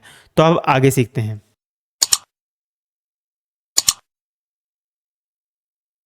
दोस्तों अब हमने एडिट पेज के बारे में तो बहुत कुछ जान लिया, तो चलिए अब चलते हैं कट पेज पर। तो कट पेज बहुत है, बहुत सारे लोग इसे इग्नोर कर देते हैं। अब आपको कट पेज में क्या डिफरेंस दिख रहा है, मोस्टली वही चीज़ें आपको दिखेंगी जो आपने एडिट स्क्रीन पे देखी। जैसे कि यहाँ पर आपको मीडिया पूल दिख जाता है, जो आपको मीडिया पूल एडिट पेज पर यहाँ दिख रहा है वो कट पेज पर यहाँ हो गया है। व्यूअर दिख रहा है वो आपको एडिट पेज पर यहाँ दिखता है, कट पेज पर भी यहाँ दिखता है। लेकिन इसमें फ़र्क क्या है, यहाँ पर एडिट पेज पे आप दो तरीके के व्यूअर देख सकते थे। एक सोर्स व्यूअर जिसमें आप अपनी क्लिप को यहाँ पर देख सकते थे और टाइमलाइन वाली क्लिप को आप यहाँ पर देख सकते थे। अब कट पेज के अंदर क्या है, एक ही व्यूअर के अंदर आप दोनों चीज़ें देख सकते हो। ये एक मिला जुला जो है कह सकते हैं व्यूअर है। अगर आपने ये मीडिया पुल की वीडियो देखनी है तो आप किसी भी क्लिप पर डबल क्लिक करिए तो आपको यहाँ पर मीडिया पुल की क्लिप्स यहाँ पर आपको दिखेगी। लेकिन अगर आप टाइमलाइन की क्लिप देखना चाहते हैं तो आपको टाइमलाइन के प्ले हेड पर क्लिक करना पड़ेगा और फिर आप एक ही विंडो के अंदर दोनों क्लिप्स देख सकते हैं। तो पहला डिफरेंस ये है। इसके बाद आपको यहाँ पर एक और चीज़ दिखेगी, वो दिखेगी टाइमलाइन इसके अंदर दो दो क्यों है, एक ये है और एक ये है। इसमें सबसे पहला डिफरेंस मैं आपको बताने वाला हूँ वो है प्ले हेड का। अगर आप इस बड़ी वाली एक्सपेंडेड टाइमलाइन की बात करें तो एक्सपेंडेड टाइमलाइन का जो प्ले हेड है वो एक जगह पर स्टक रहता है, एक जगह अटका रहता है। लेकिन ये वाली टाइमलाइन है, दोनों काम एक ही करती है, लेकिन ये वाली टाइमलाइन जो है इसका प्ले हेड आप मूव कर सकते हैं। ठीक है, दूसरा इसका फ़ायदा क्या है, आपको ये पूरा का पूरा जूम आउट वर्जन में मिलती है टाइमलाइन। जैसे कि आप यहाँ पर स्टार्ट करेंगे तो आप यहाँ पर टाइमलाइन की स्टार्टिंग पे पहुँच जाएंगे, अगर आप यहाँ पर क्लिक करेंगे तो इस टाइमलाइन की एंड में पहुँच जाएंगे। तो दूसरा डिफरेंस ये है। तीसरा डिफरेंस क्या है, चलिए मैं आपको वो बताता हूँ। अब ये तीसरा डिफरेंस है, हम एडिट पेज पर चलेंगे। ये जो टाइमलाइन है जो ऊपर दिख रही है ये एक्चुअली वही वाली टाइमलाइन है जो मैंने आपको यहाँ पर दिखाई थी। इसका वीडियो का ये कर देते हैं, तो ये यही वाला वर्जन है जो आपको यहाँ दिख रही है, और ये वाला जो वर्जन है वो ये वाला है। ठीक है, तो ये वाला जो वर्जन है ना आपको यहाँ पर जो दिख रहा है वो यही वाला वर्जन है। तो ज़्यादा कुछ फ़र्क नहीं है, तो टाइमलाइन का ये फ़र्क है। ठीक है, लेकिन अब इसके अंदर एक और चीज़ है, यहाँ पर आपको दिख रहा है एक बटन लॉक का और ये अनलॉक का है। एक्चुअली में ये प्ले हेड जो है लॉक अनलॉक करने का है, ये वाला जो प्ले हेड है। अभी इसे मूव नहीं कर सकते, अभी टाइमलाइन मूव हो रही है। अगर मैं इसे अनलॉक कर देता हूँ तो आप इस प्ले हेड को मूव कर सकते हैं। ठीक है, लेकिन ये प्रेफर रखें कि ये इसे लॉक ही रहने दीजिए, वो ज़्यादा बढ़िया रहता है। आप इस प्ले हेड को मूव कर सकते हैं, इस प्ले हेड को मिडल पर ही रहने दीजिए। तो ये फ़र्क है, अभी मैंने आपको बताया। बाकी अब और भी चीज़ों के बारे में जानते हैं। इसके अलावा आपके दिमाग में ये भी आ रहा होगा फिर भी दो टाइमलाइन क्यों दी गई है इसके अंदर, हम एक टाइमलाइन के अंदर तो यूज़ कर सकते हैं सब चीज़ें। देखिए अगर हम एडिट की बात करें, एडिट पेज की बात करें, तो यहाँ पर हम डिटेल से एडिट करते हैं। यहाँ पर आपको और भी टूल्स मिल जाते हैं, आप यहाँ पर से इसको ट्रिम यहाँ पर से कर सकते हैं। ठीक है, अगर आप ये ट्रिम करना चाहें तो आप इस तरह से ट्रिम कर सकते हैं।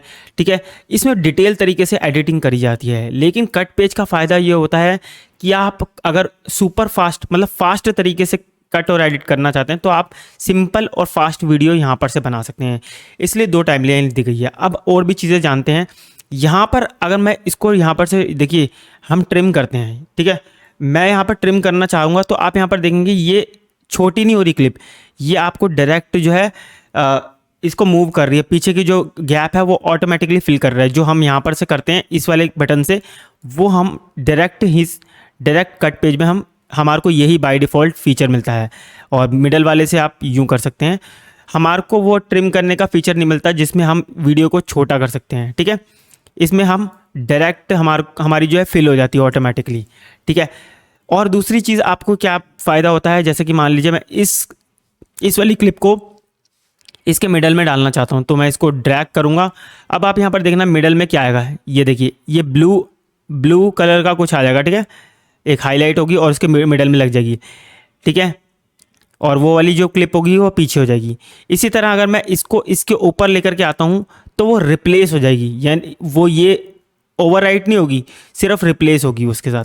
ठीक है, देख रहे हो, तो मैं अंडू कर देता हूँ। तो इसी तरह से आप जो है अपनी क्लिप को इस वाली टाइमलाइन में भी एडिट कर सकते हैं। जैसे मैं इसके मिडल में लाना चाहता हूँ तो यहाँ पर आप देखेंगे ब्लू कलर का आ जाएगा और इसके मिडल में लग जाएगी। और अगर मैं इसके ऊपर कर दूंगा तो वो पूरी की पूरी क्लिप चेंज हो जाएगी उसके साथ। तो ये इसका फ़ायदा है।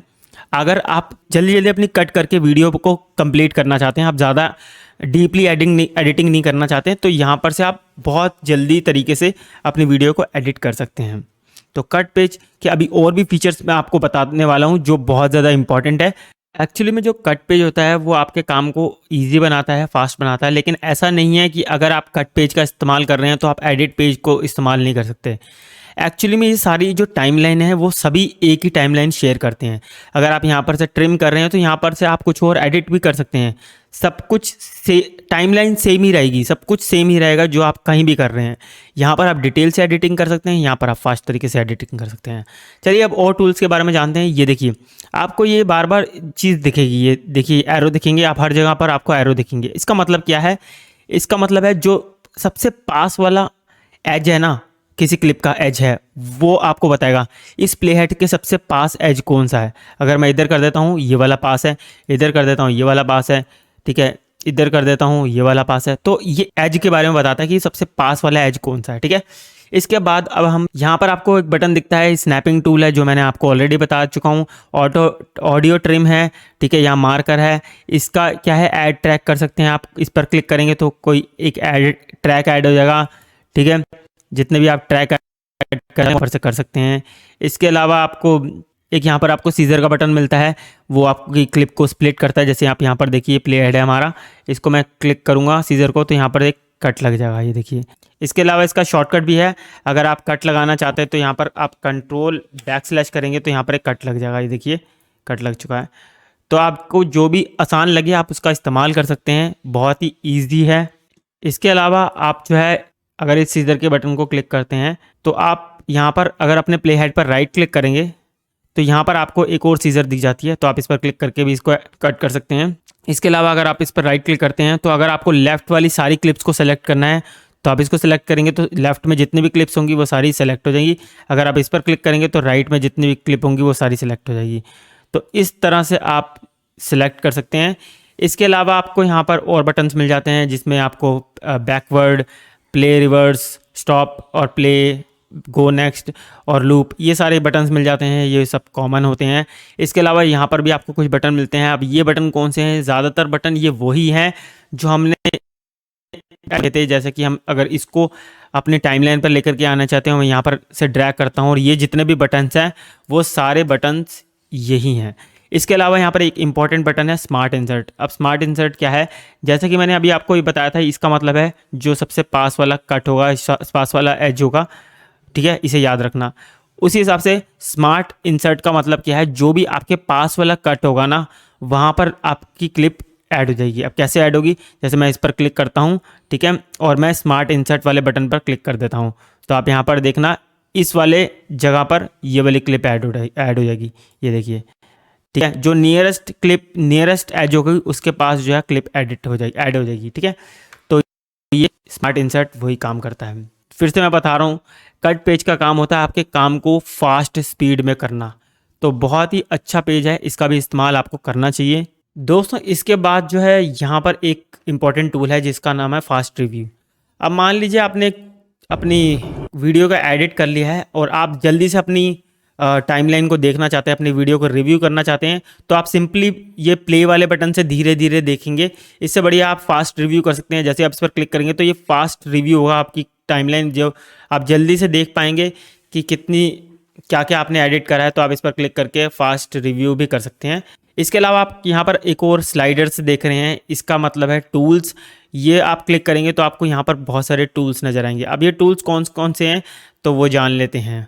सबसे पहले आपको यहाँ पर ट्रांसफॉर्म टूल दिखता है। अब इसका फ़ायदा क्या है, जो हमने एडिट में देखा था, जब हम इस सेक्टर को ऑन करते हैं, ठीक है, यहाँ पर जो, और फिर हम इस पर क्लिक करते हैं, तो ये जो टूल्स हैं जिसमें हम मूव कर सकते हैं, इसको हम यहाँ पर से यूँ हिला सकते हैं, जूम इन जूम आउट कर सकते हैं, वही जो टूल है वो यहाँ पर आपको दिखते हैं, ठीक है। यहाँ पर से भी आप जो है इसे जूम ऊपर नीचे कर सकते हैं, इधर लेफ़्ट राइट कर सकते हैं, जूम इन जूम आउट कर सकते हैं, तो ठीक है। इसके बाद यहाँ पर आपको क्रॉप का ऑप्शन मिल जाता है, आप क्रॉप इनेबल कर सकते हैं, यहाँ पर क्रॉप कर सकते हैं, ठीक है। इसके अलावा यहाँ पर आपको मिल जाता है डायनेमिक जूम का ऑप्शन मिल जाता है। इसे इनेबल करने पर आप जो है वीडियो को डायनेमिक जूम कर सकते हैं, जो हमें डायनेमिक जूम वाला ऑप्शन वहाँ पर मिलता है।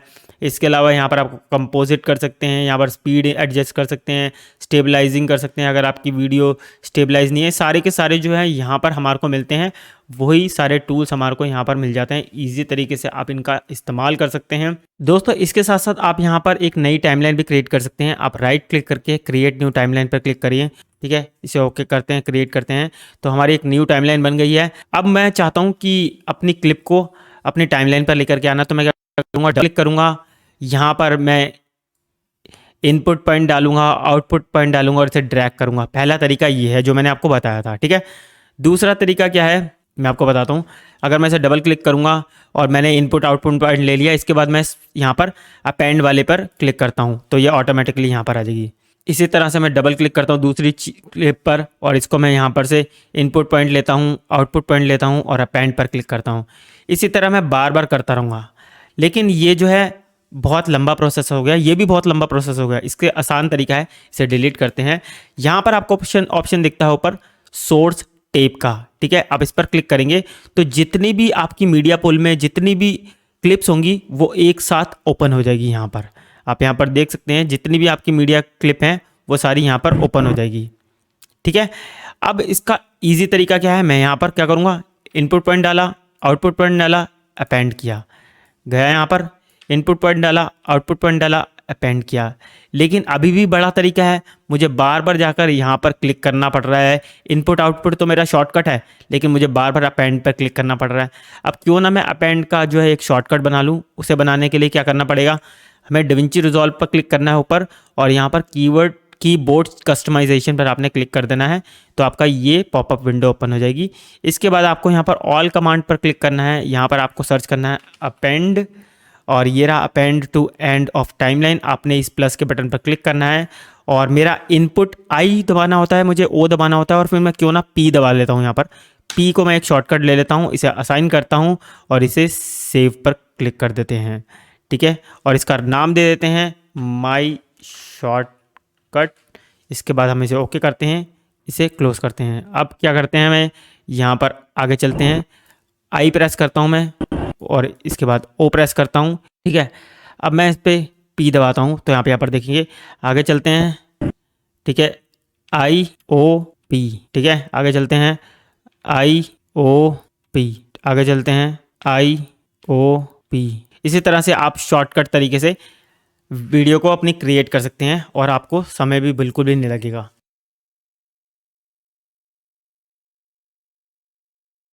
दोस्तों अब बनाते हैं थोड़ा बहुत इफ़ेक्ट्स और टेक्स्ट एनिमेशन करते हैं। तो मैं आपको बेसिक अभी बताने वाला हूँ। तो अभी हम एडिट पेज पर चलते हैं और यहाँ पर कुछ जैसे आप इस पर क्लिक करेंगे यहाँ पर इफेक्ट्स लाइब्रेरी ओपन हो जाएगी। अभी ये देखिए ये हो रहा है धीरे धीरे, ग्राफिक कार्ड पर थोड़ा सा लोड पड़ता है, ठीक है। इसके बाद आपको यहाँ पर ऑप्शन दिखता है, देखिए यहाँ पर आप इस पर क्लिक करेंगे तो आपको ये मेन्यूज़ दिखेंगे। अगर आप इफेक्ट्स पर क्लिक करेंगे तो आप देखेंगे यहाँ पर तो भाई एडजस्टमेंट लेयर है और फ्यूजन कंपोनेंट है। यहाँ पर ये तो कुछ इफेक्ट्स लग नहीं रहे और ये कह रहा है भैया अगर आपने ये सारे फाइल्स ओपन करनी है तो ये बाय करने के लिए आपको बोलेगा, तो हमें ये नहीं चाहिए, हम फ्री वाले यूज़ करेंगे। तो आप ओपन इफेक्ट्स पर क्लिक करेंगे तो आपको यहाँ पर फ्री वाले इफेक्ट्स दिखेंगे, ठीक है। यहाँ पर आपको इफेक्ट्स दिखेंगे जो फ्री में आप यूज़ कर सकते हैं। अब क्या है, अगर आपने गॉसियन ब्लर लगाना है अपनी क्लिप में तो आप यहाँ गॉसियन ब्लर को क्लिक करिए, ड्रैग करिए और अपनी क्लिप पर छोड़ दीजिए। आप यहाँ पर देख सकते हैं एक ब्लर लग चुका है, ठीक है। अगर आप इस पर क्लिक करते हैं और आप इफेक्ट पर जाते हैं, यहाँ पर आप अपने ब्लर की स्ट्रेंथ को इंक्रीज़ या डिक्रीज़ कर सकते हैं, ठीक है। इसके अलावा आप यहाँ पर से कंट्रोल Z करिए। इसके अलावा आप यहाँ पर से इसको डिलीट कर सकते हैं, यहाँ पर से इफेक्ट, ठीक है। अगर आप चाहते हैं कोई और इफेक्ट लगाना तो यहाँ पर आप कोई और इफेक्ट लगा सकते हैं, बॉक्स ब्लर लगा सकते हैं, ठीक है। आपको बॉक्स ब्लर मिल जाता है, डिलीट कर दीजिए। आप यहाँ पर से प्रीव्यू भी कर सकते हैं कि इसमें क्या क्या आपको देखने को मिल रहा है, ठीक है। ये वाला आपको पेड वाला मिलेगा क्योंकि यहाँ पर आपको लिखा हुआ आ रहा है DaVinci Resolve स्टूडियो में आपको भी मिलेगा, ठीक है। जो जिसके ऊपर भी वो आएगा वो पेड वाला इफेक्ट होगा, तो आपको DaVinci Resolve उसमें ख़रीदना पड़ेगा, ठीक है। तो हम फ्री वाले से भी बहुत कुछ यूज़ कर सकते हैं। इसके अलावा अब हम इफेक्ट्स पर चलते हैं और यहाँ पर आपको देखा था आपने एडजस्टमेंट क्लिप। एक्चुअली में अगर आपने फोटोशॉप का भी यूज़ करा है, प्रीमियर प्रो में एडजस्टमेंट लेयर का भी यूज़ करिए तो वही है एडजस्टमेंट क्लिप।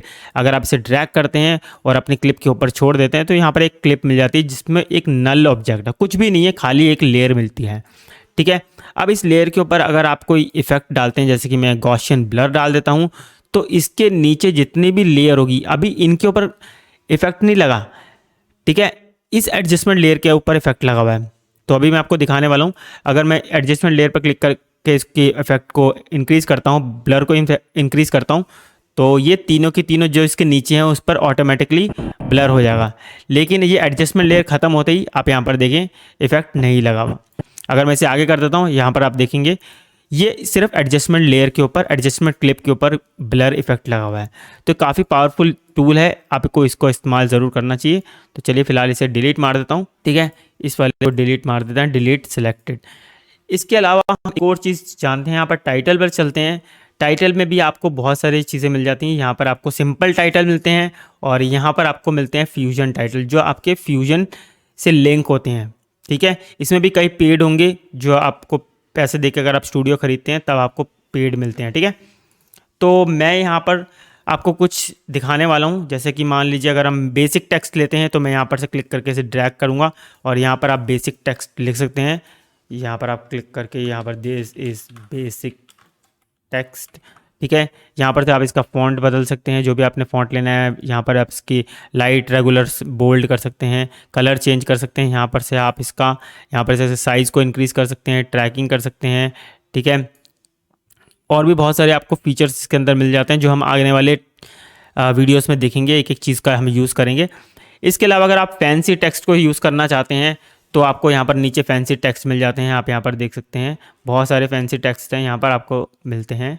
जैसे मैं इसको ड्रैग करता हूँ और यहाँ पर हम डालते हैं फैंसी टेक्स्ट और इसके साइज़ को आप इंक्रीज़ कर सकते हैं। ये देखिए, तो ये थोड़ा सा फैंसी टेक्स्ट आपको यहाँ पर देखने को मिल जाते हैं। तो काफ़ी पावरफुल टूल है। तो फिलहाल मैंने आपको इसके बेसिक इंट्रोडक्शन के बारे में बता दिया। अब आप थोड़ी सी वीडियो एडिट करिए ताकि आपको पता चलेगा कि इस DaVinci Resolve का इस्तेमाल कैसे करा जाता है। इसके बाद हम आगे चलेंगे और भी चीज़ें सीखेंगे। अभी आपको बेसिक चीज़ें सभी पता चल गई है, आने वाले वीडियोस में हम और भी ज़्यादा चीज़ें सीखेंगे। अभी तक आपको कुछ सीखने को मिला है और आप वीडियो एडिट करने के लिए तैयार हैं तो प्लीज़ इस वीडियो को लाइक करना ना भूलें और चैनल को सब्सक्राइब ज़रूर करें, बेल आइकन को ज़रूर दबाएं ताकि आपके पास आने वाली वीडियोस की नोटिफिकेशन पहुंच सके। और आपका इस वीडियो के बारे में क्या राय है, आपका क्या ख्याल है, नीचे कमेंट बॉक्स में ज़रूर लिखें। दोस्तों, अब बात करते हैं ऑडियो सेटिंग्स की। तो ऑडियो सेटिंग्स कैसे करते हैं, बहुत ही सिंपल है। जिस तरह से हम वीडियो की सेटिंग्स करते हैं, वीडियो को एडिट करते हैं, उसी तरह हम ऑडियो को भी एडिट कर सकते हैं। बहुत ही सिंपल है और ये एक दूसरे से लिंक है, जैसे कि मैंने आपको पहले भी बताया था। लेकिन इसे अनलिंक करने के अलग अलग तरीके हैं। तो सबसे पहला तरीका है, आप इसे अनलिंक कर सकते हैं। राइट क्लिक करके आप इस लिंक क्लिप पर क्लिक करेंगे तो ये अनलिंक हो जाएगा। इस तरह से आप इंडिविजुअली वीडियो क्लिप और ऑडियो क्लिप को सिलेक्ट कर सकते हैं, इसको मूव कर सकते हैं। लेकिन मैं अंडू कर देता हूँ और ये इसे लिंक कर देते हैं हम दोबारा से। इसका दूसरा तरीका है, आप यहाँ पर क्लिक करके भी इसको अनलिंक कर सकते हैं। इसे अनलिंक कर दीजिए तो ये अनलिंक हो गया है। अब आप इंडिविजुअली सेलेक्ट कर सकते हैं, इसको मूव कर सकते हैं। ठीक है, अब इसका तीसरा तरीका है जो मैं आपको बताने वाला हूँ, वो है अगर आप अपने कीबोर्ड पे ऑल्ट का बटन दबाते हैं और आप किसी भी इंडिविजुअल क्लिप पर उसके बाद क्लिक कर सकते हैं और उसको छोटा या बड़ा कर सकते हैं। तो ये 3 तरीके हैं जैसे कि मैंने आपको बताया। इसके बाद आप अपने ऑडियो ट्रैक को यहाँ पर से बड़ा या छोटा कर सकते हैं। इसके बाद यहाँ पर से आप यहाँ पर एक एरो दिखेगी आपको, ये देखिए। आप इससे अपनी ऑडियो वेव फॉर्म को बढ़ा सकते हैं या कम कर सकते हैं। ठीक है, इसके अलावा एक यहाँ पर आपको एक बटन दिखता है जिससे आप एक फेड डाल सकते हैं ऑडियो के अंदर। ये देखिए यहाँ पर आप फेड डाल सकते हैं, यहाँ से आप एक वीडियो में भी फेड डाल सकते हैं। तो अगर मैं इसको प्ले करके दिखाता हूँ तो आप देखिए। दोस्तों अब बनाते हैं थोड़ा बहुत इफ़ेक्ट्स और टेक्स्ट एनिमेशन करते हैं। तो आप समझ गए होंगे इन सब चीज़ों से क्या क्या किया जा सकता है। दोस्तों अब बात करते हैं एक और चीज़ की जो कि हम ऑडियो से रिलेटेड करने वाले हैं। वो आपको यहाँ पर इंस्पेक्टर में मिलता है ऑडियो। यहाँ पर जितनी भी हम ऑडियो की सेटिंग्स करते हैं, चाहे आप वॉल्यूम एडजस्ट करें, पैनिंग करें, पिच करें, कुछ भी करें, इक्वलाइज़र सेट करें, वो आप सिर्फ एक क्लिप के बेस पर करते हो। अब क्लिप मैंने आपको पहले ही बताया लेकिन मैं आपको फिर से बता देता हूँ। तो मैं इसको यहाँ पर कट करता हूँ, ये ब्लेड से मैं इसको कट कर देता हूँ। ठीक है, ये एक क्लिप हो गई और ये एक क्लिप हो गई। ठीक है, ये 2 क्लिप्स हो गई। अब इसमें जो हम एडजस्टमेंट करेंगे वो एक क्लिप पर होगी। जैसे कि अगर मैं एडजस्ट करूँगा तो ये सिर्फ एक इस क्लिप में होगी। अगर मैं इस क्लिप पर करना चाहता हूँ तो मैं इस पर सेलेक्ट करूँगा और इस पर एडजस्ट करूँगा, तो ये क्लिप वाइज होगी। लेकिन अगर हम पूरे के पूरे ट्रैक पर करना चाहते हैं, पूरे के पूरे ट्रैक पर एक जैसी सेटिंग्स हो, फिर आपको मिक्सर पे जाना पड़ेगा और मिक्सर से यहाँ पर आप ऑडियो को गेन कर सकते हैं, यहाँ पर म्यूट कर सकते हैं, सोलो ट्रैक कर सकते हैं, इक्वलाइज़र चेंज कर सकते हैं। इसके अलावा आप पैन कर सकते हैं इसमें से। इसके अलावा अगर आप क्लिप पर एक करना चाहते हो तो आप इफ़ेक्ट्स डाल सकते हैं यहाँ पर एको का, तो वो क्लिप में लगेगा, लेकिन यहाँ पर से पूरे के पूरे ट्रैक में चेंजेस होंगे। ठीक है, इसके अलावा इसमें थोड़ी सी लिमिटेड सेटिंग्स होती हैं क्योंकि डिविंची रिजॉल्व में आपको एक प्रॉपर म्यूज़िक के लिए, ऑडियो के लिए एक प्रॉपर पेज दिया होता है। इसके ऊपर हम अभी चलेंगे, पूरी डिटेल से समझेंगे। लेकिन अभी आप ये समझ जाइए, यहाँ पर से आप क्लिप के ऊपर कर सकते हैं एडजस्टमेंट, यहाँ पर से आप ट्रैक के ऊपर कर सकते हैं, पूरे के पूरे ट्रैक पर। इसके अलावा यहाँ पर से आप किसी भाग पे आपको जो है वॉल्यूम को अप करनी है या फिर वॉल्यूम को डाउन करनी है, तो आपको अपने कीबोर्ड पे ऑल्ट का बटन दबाना है और यहाँ पर किसी पर भी क्लिक कर देना है। तो यहाँ पर एक की फ्रेम लग जाएगा, जैसे आप यहाँ रेड कलर का की फ्रेम देख सकते हैं, उसी तरह आप एक और जगह पर सेलेक्ट कर दीजिए तो वहाँ पर भी की फ्रेम लग जाएगा। इसके बाद आप इसकी वॉल्यूम को एडजस्ट कर सकते हैं, ये देखिए ऊपर या नीचे कर सकते हैं किसी भाग को। ठीक है, तो ये की फ्रेम का ये बेनिफिट होता है। अभी हम और डिटेल में समझेंगे ऑडियो के बारे में। दोस्तों अब जो मैं एग्जांपल आपको देने वाला हूँ उसे ध्यान से समझिए। जैसे मान लीजिए हम एक वीडियो को क्रिएट करते हैं कैमरा से, ठीक है, अपने DSLR से या मोबाइल कैमरा से क्रिएट करते हैं, और हम अपनी ऑडियो को किसी दूसरे डिवाइस से ऑडियो रिकॉर्ड करते हैं। जैसे मोबाइल से रिकॉर्ड करते हैं ऑडियो को और दूसरे मोबाइल से रिकॉर्ड करते हैं ऑडियो को, एक मोबाइल से हम अपनी वीडियो को रिकॉर्ड करते हैं। ठीक है, या कैमरा से वीडियो को रिकॉर्ड करते हैं और पास में रखे माइक से हम ऑडियो को रिकॉर्ड करते हैं।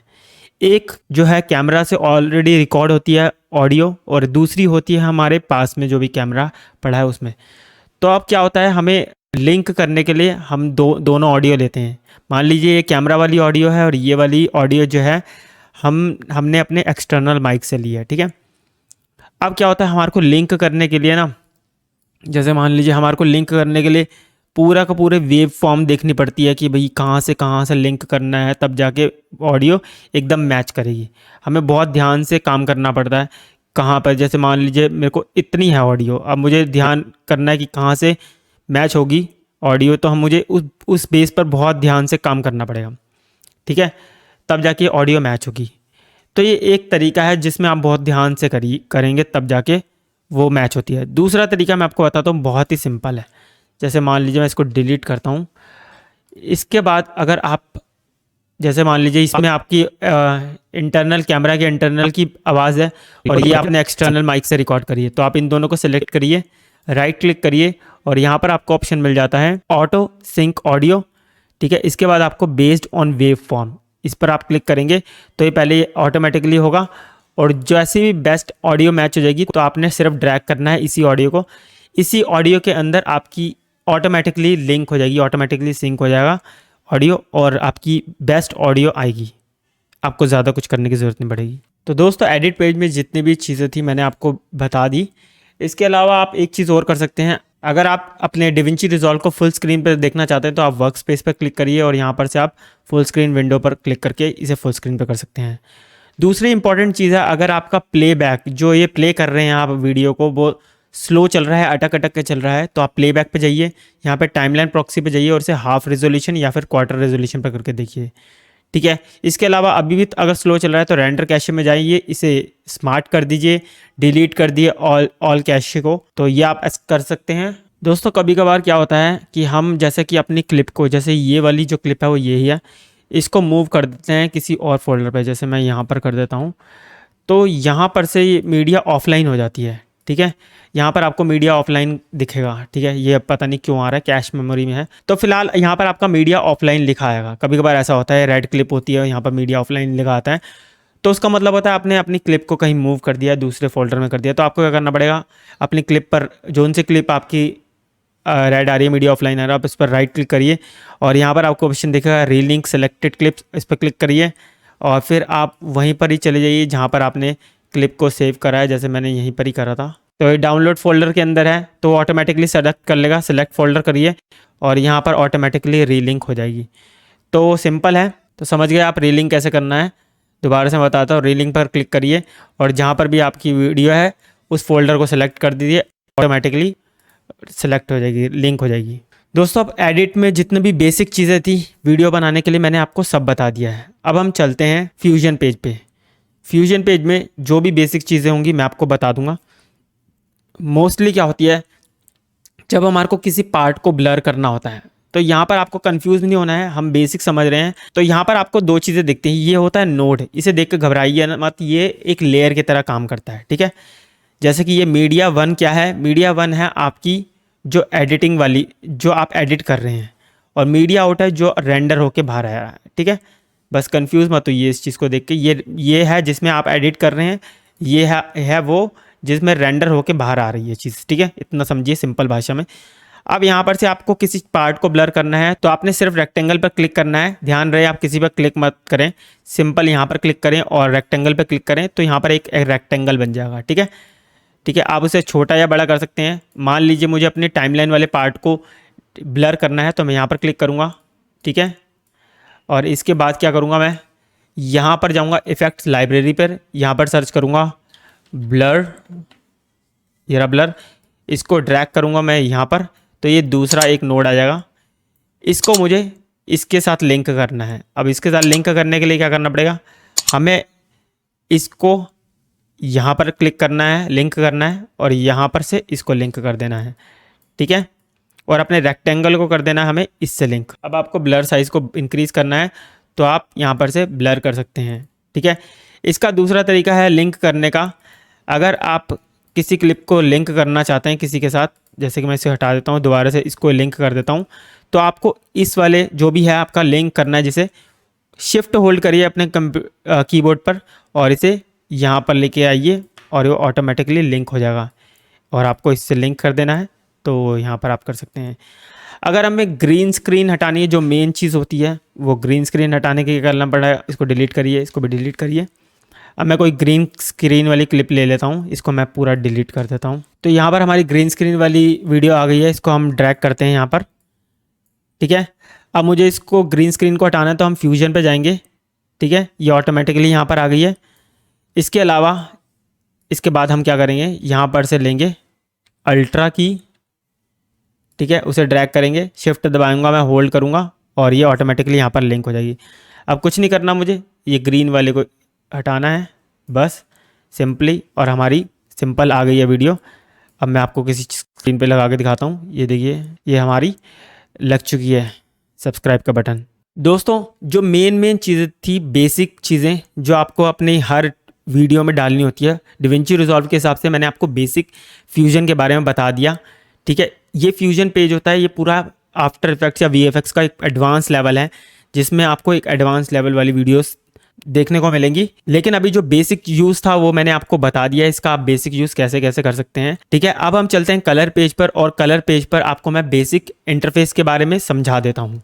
जैसे मान लीजिए यहाँ पर आपको गैलरी दिखती है, जो भी आपकी गैलरीज होगी वो यहाँ पर आ जाएगी, गैलरी में जो भी चीज़ें होंगी वो यहाँ पर आ जाएगी। यहाँ पर से आप लट्स का इस्तेमाल कर सकते हैं, आपको प्री बिल्ट लट्स मिल जाते हैं जो डिविंची रिजॉल्व में मिलते हैं। इसके अलावा यहाँ पर आपको मीडिया पूल मिल जाता है, जो हर पेज में आपको देखने को मिल जाता है। तो मैं इसको ऑफ कर देता हूँ।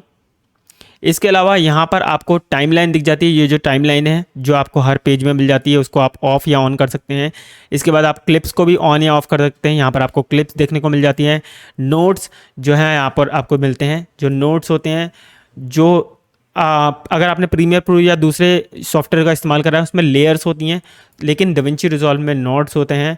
और इसके अंदर एडिट पेज में आपको लेयर्स मिलती हैं, लेकिन कलर पेज में और फ्यूजन पेज में आपको नोट्स मिलते हैं। ठीक है, आपको लिंक करने पड़ती है हर चीज़ों को। तो ये भी एक एडवांस चीज़ है, लेकिन मैं आपको बेसिक इसके अंदर समझाने वाला हूँ कि डिविंची रिजॉल्व कैसे काम करता है कलर पेज में। यहाँ पर ओपन इफेक्ट्स मिल जाते हैं, जहाँ पर आपको कुछ बेसिक इफेक्ट्स मिल जाते हैं जो हमने पहले एडिट पेज में इस्तेमाल करे हैं, और कुछ मिलते हैं आपको एडवांस इफेक्ट्स मिलते हैं, और बहुत सारे एडवांस इफेक्ट जो है पेड डिविंची रिजॉल्व के अंदर होता है। तो मोस्टली आपने अगर फ्री वाला डाउनलोड किया है तो आपको फ्री वाले इस्तेमाल करने हैं, तो इसको ऑफ कर दीजिए। इसके अलावा आप यहाँ पर से आपको बहुत सारी चीज़ें मिलती हैं, यहाँ पर कैमरा रॉ मिलती है। ठीक है, यहाँ पर आपको मिलता है कलर मैच का टूल मिल जाता है, यहाँ पर आपको कलर व्हील मिल जाता है, कलर HDR ग्रेड मिल जाता है यहाँ पर आपको, और यहाँ पर आपको RGB मिक्सर मिल जाता है, और यहाँ पर आपको मोशन इफेक्ट्स मिल जाता है। लेकिन बहुत सारे जो हैं इफेक्ट्स आपके नहीं चलेंगे, क्योंकि फ्री वर्जन में बहुत सारे इफेक्ट्स डिसेबल होते हैं। लेकिन अभी जो हम समझने वाले हैं, अगर हम किसी कलर करेक्ट करना चाहते हैं किसी क्लिप का, तो सबसे पहले हम उसको वाइट बैलेंस को हमें बिल्कुल एक्यूरेट करना पड़ता है। वाइट बैलेंस को सेट करने के लिए आपको यहाँ पर स्कोप का एक विंडो दिखती है। ठीक है, यहाँ पर आपको बहुत सारी विंडोज़ दिखती हैं, वैसे परेड दिखती है जो अभी सिलेक्टेड है। इसके बाद वेव फॉर्म दिखती है, यहाँ पर से आप वेक्टर स्कोप देख सकते हैं, इसमें आप स्किन कलर को मैच कर सकते हैं। इसके बाद हिस्टोग्राम आपको यहाँ पर दिखता है। इसके बाद आपको एक और ऑप्शन मिलता है। तो हम परेड पर चलते हैं। यहाँ पर आपको क्या करना पड़ता है, हमारे वाइट बैलेंस को बिल्कुल एक्यूरेट करना है। उसके लिए आपको वाइट वाले पार्ट को आपको ऊपर देखना है, और ब्लैक वाले को अगर आप मैनेज करना चाहते हैं तो आपको नीचे वाले को देखना पड़ेगा। एक्चुअली में आपको क्या करना पड़ता है, आपको ऊपर वाली लाइन से और नीचे वाली लाइन से थोड़ा सा हटा के अपने इसको ग्राफ को रखना पड़ता है। तो आप अगर ब्लैक वाली को सेट करना चाहते हैं तो आपको यहाँ पर से एडजस्ट कर सकते हैं आप। ठीक है, अगर आपको वाइट वाली को सेट करना है तो आप इसको थोड़ा सा नीचे कर दीजिए। ठीक है, आपको यहाँ मिडिल में रखना है। ठीक है, हल्का सा नीचे होना चाहिए और यहाँ से हल्का सा ऊपर होना चाहिए। तो एक परफेक्ट वाइट बैलेंस अभी नहीं है। परफेक्ट वाइट बैलेंस कैसे होगा, आपको ये देखना पड़ेगा, ये थोड़ा सा नीचे जा रहा है ना, देखिए ये नीचे जा रहा है, हमें बिल्कुल एक्यूरेट करना है बिल्कुल। तो अभी ये वाइट बैलेंस को जा रहा है, तो हम ये वाइट बैलेंस में गेन में करेंगे थोड़ा सा एडजस्टमेंट, तो ये बिल्कुल वाइट परफेक्ट हो गया। ठीक है, ब्लैक में भी थोड़ा सा दिक्कत है, तो हम ब्लैक को भी करेंगे हल्का सा एडजस्टमेंट। तो अब ये वाइट बैलेंस बिल्कुल एक्यूरेट है। ठीक है, इसी तरह से आप यहाँ पर से टेम्परेचर को एडजस्ट कर सकते हैं। अब उसको मत देखिए, अब हमने वाइट बैलेंस सेलेक्ट कर दिया, अब हम टेम्परेचर को देख रहे हैं। ठीक है, अब हम टेम्परेचर को देख रहे हैं सिर्फ। अब हम टिंट यहाँ से सेलेक्ट कर सकते हैं, ग्रीन या फिर पिंक, जो भी करना आपने। कंट्रास्ट यहाँ पर से कर सकते हैं। ठीक है, यहाँ पर से थोड़ा वाइट बैलेंस और एडजस्ट होता है। यहाँ पर से आप कलर बूस्ट कर सकते हैं। ठीक है, यहाँ पर से शेडो को एडजस्ट कर सकते हैं। यहाँ पर से आप सैचुरेशन को बढ़ा या कम कर सकते हैं। ठीक है, ज़्यादा कुछ भी नहीं है, आपको बेसिक पता होना चाहिए। यहाँ पर से आप इसके कर्व्स कर सकते हैं ताकि आप और ज़्यादा कंट्रास्ट कर सकें। ये सब एडवांस लेवल की चीज़ें हैं, आपको सिर्फ बेसिक समझना आना चाहिए डिविंची रिजॉल्व काम कैसे करता है। अब यहाँ पर आपको बहुत सारे ऑप्शंस और दिख रहे हैं। इसके अलावा आप यहाँ पर से किसी पार्ट को, जैसे कि मान लीजिए ग्रीन ज़्यादा है, तो मैं ग्रीन को अगर कम करना चाहता हूँ तो मैं यहाँ पर से ग्रीन को एडजस्ट कर सकता हूँ। ठीक है, ग्रीन बिल्कुल ख़त्म कर सकता हूँ। यहाँ पर से कोई कलर सेलेक्ट कर सकता हूँ। ये बहुत एडवांस लेवल की चीज़ें हैं, तो आपको बेसिक समझ आना चाहिए सिर्फ। इसके अलावा यहाँ पर से आप सिंपली शेडो को एडजस्ट कर सकते हैं। ठीक है, आप यहाँ पर से देखिए शेडो एडजस्ट हो जाएगी, जितनी भी शेडो पार्ट होगा वो ग्रीन कलर में एडजस्ट हो जाएगा, या फिर अगर हम रेड करना चाहें रेड कर सकते हैं। अगर हमें किसी वीडियो को शार्प करना है तो आप यहाँ पर जाइए, आप इसको शार्प कर सकते हैं। ये देखिए शार्प हो जाएगी जितनी भी शार्प करना है आपने, ठीक है। इसके अलावा आप किसी वीडियो में विनियट लगाना चाहते हैं तो आप इस पर क्लिक करिए, यहाँ पर से आप मास्किंग कर सकते हैं, इस पर क्लिक करिए और यहाँ पर जाइए, ठीक है। और आप यूँ करके मास्किंग लगा सकते हैं, यहाँ पर से इन्वर्ट करेंगे तो ये मास्किंग लग जाएगी। दोस्तों इसके बाद आता है अगला पेज फेयर लाइट। इसमें है ऑडियो के बारे में मोस्टली, ठीक है। ऑडियो के बारे में हमारे को बहुत सारी चीज़ें मिल जाती हैं, तो इसके भी बेसिक इंटरफेस के बारे में हम समझते हैं।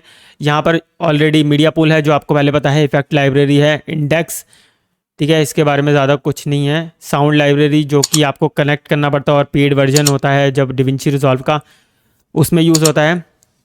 इसके अलावा यहाँ पर आपको इफ़ेक्ट्स मिल जाते हैं जो आप इफ़ेक्ट्स यहाँ पर से यूज़ कर सकते हैं। यहाँ पर से आप इक्वलाइज़र सेट कर सकते हैं, ठीक है। यहाँ पर से हाई लो फ्रिक्वेंसी को सेलेक्ट कर सकते हैं, यहाँ पर हाई फ्रिक्वेंसी को सेलेक्ट कर सकते हैं, ठीक है। यहाँ पर से आप डायनेमिक्स लगा सकते हैं, यहाँ पर से आप ऑडियो ट्रैक्स को की वॉल्यूम को इंक्रीज़ या डिक्रीज़ कर सकते हैं, ठीक है। यहाँ पर आपको ऑलरेडी एक विंडो मिल जाती है जिस पे से आप प्रीव्यू भी कर सकते हैं। तो मेन ये चीज़ें हैं जो आपको थोड़ी बहुत पता होनी चाहिए इंटरफेस के बारे में। तो फेयरलाइट के बारे में मैंने बेसिक आपको बता दिया है, इसका क्या क्या यूज़ है, जो भी आपको यूज़ में आएगा वो चीज़ें मैं आपको बता दी हैं। आखिर में डिलीवरी पेज है जो मेन होता है। तो ये डिलीवरी पेज क्या है, जहाँ पर से आप एक्सपोर्ट करना चाहते हैं। तो एक्सपोर्ट करने के लिए आपको यहाँ पर सबसे पहले फ़ाइल नेम देना है। आपको बहुत सारे वैसे तो इंटरफेस मिल जाते हैं, यहाँ पर से आप कर सकते हैं। जैसे यूट्यूब पर आपने करना है तो आपको यहाँ पर प्री बिल्ट सिर्फ फाइल नेम डालना है और यहाँ पर आपको ऑटोमेटिकली जो भी आपने रेजोल्यूशन सेलेक्ट करना है, फ्रेम रेट सेलेक्ट करना है, आप यहाँ पर से कर सकते हैं। लेकिन अगर आप कस्टमाइज़ करना चाहते हो तो आप यहाँ पर से फाइल नेम को दे सकते हैं, जो भी आपने फाइल नेम देना है। यहाँ पर से आप लोकेशन सेलेक्ट कर सकते हैं जहाँ पर भी आपने सेव करनी है फाइल को। इसके बाद ऑडियो में आप जाके सेटिंग कर सकते हैं, यहाँ पर से सेलेक्ट कर सकते हैं क्विक टाइम करिए और यहाँ पे H.264 और यहाँ 1080 पिक्सल में कर सकते हैं।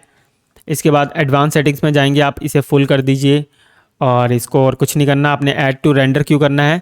इसके बाद आपको सेलेक्ट करना है फोल्डर जहाँ पर भी आप रेंडर करना चाहते हैं। तो जैसे कि मैं एडिट पे कर देता हूँ, सेलेक्ट फोल्डर कर दिया। इसके बाद आपने रेंडर ऑल पे कर देना है, तो ये रेंडर होनी स्टार्ट हो जाएगी ऑटोमेटिकली। तो ये था डिविंची रिजॉल्व का बेसिक कोर्स, जो मैंने आपको बेसिक जानकारी दी हर चीज़ के बारे में।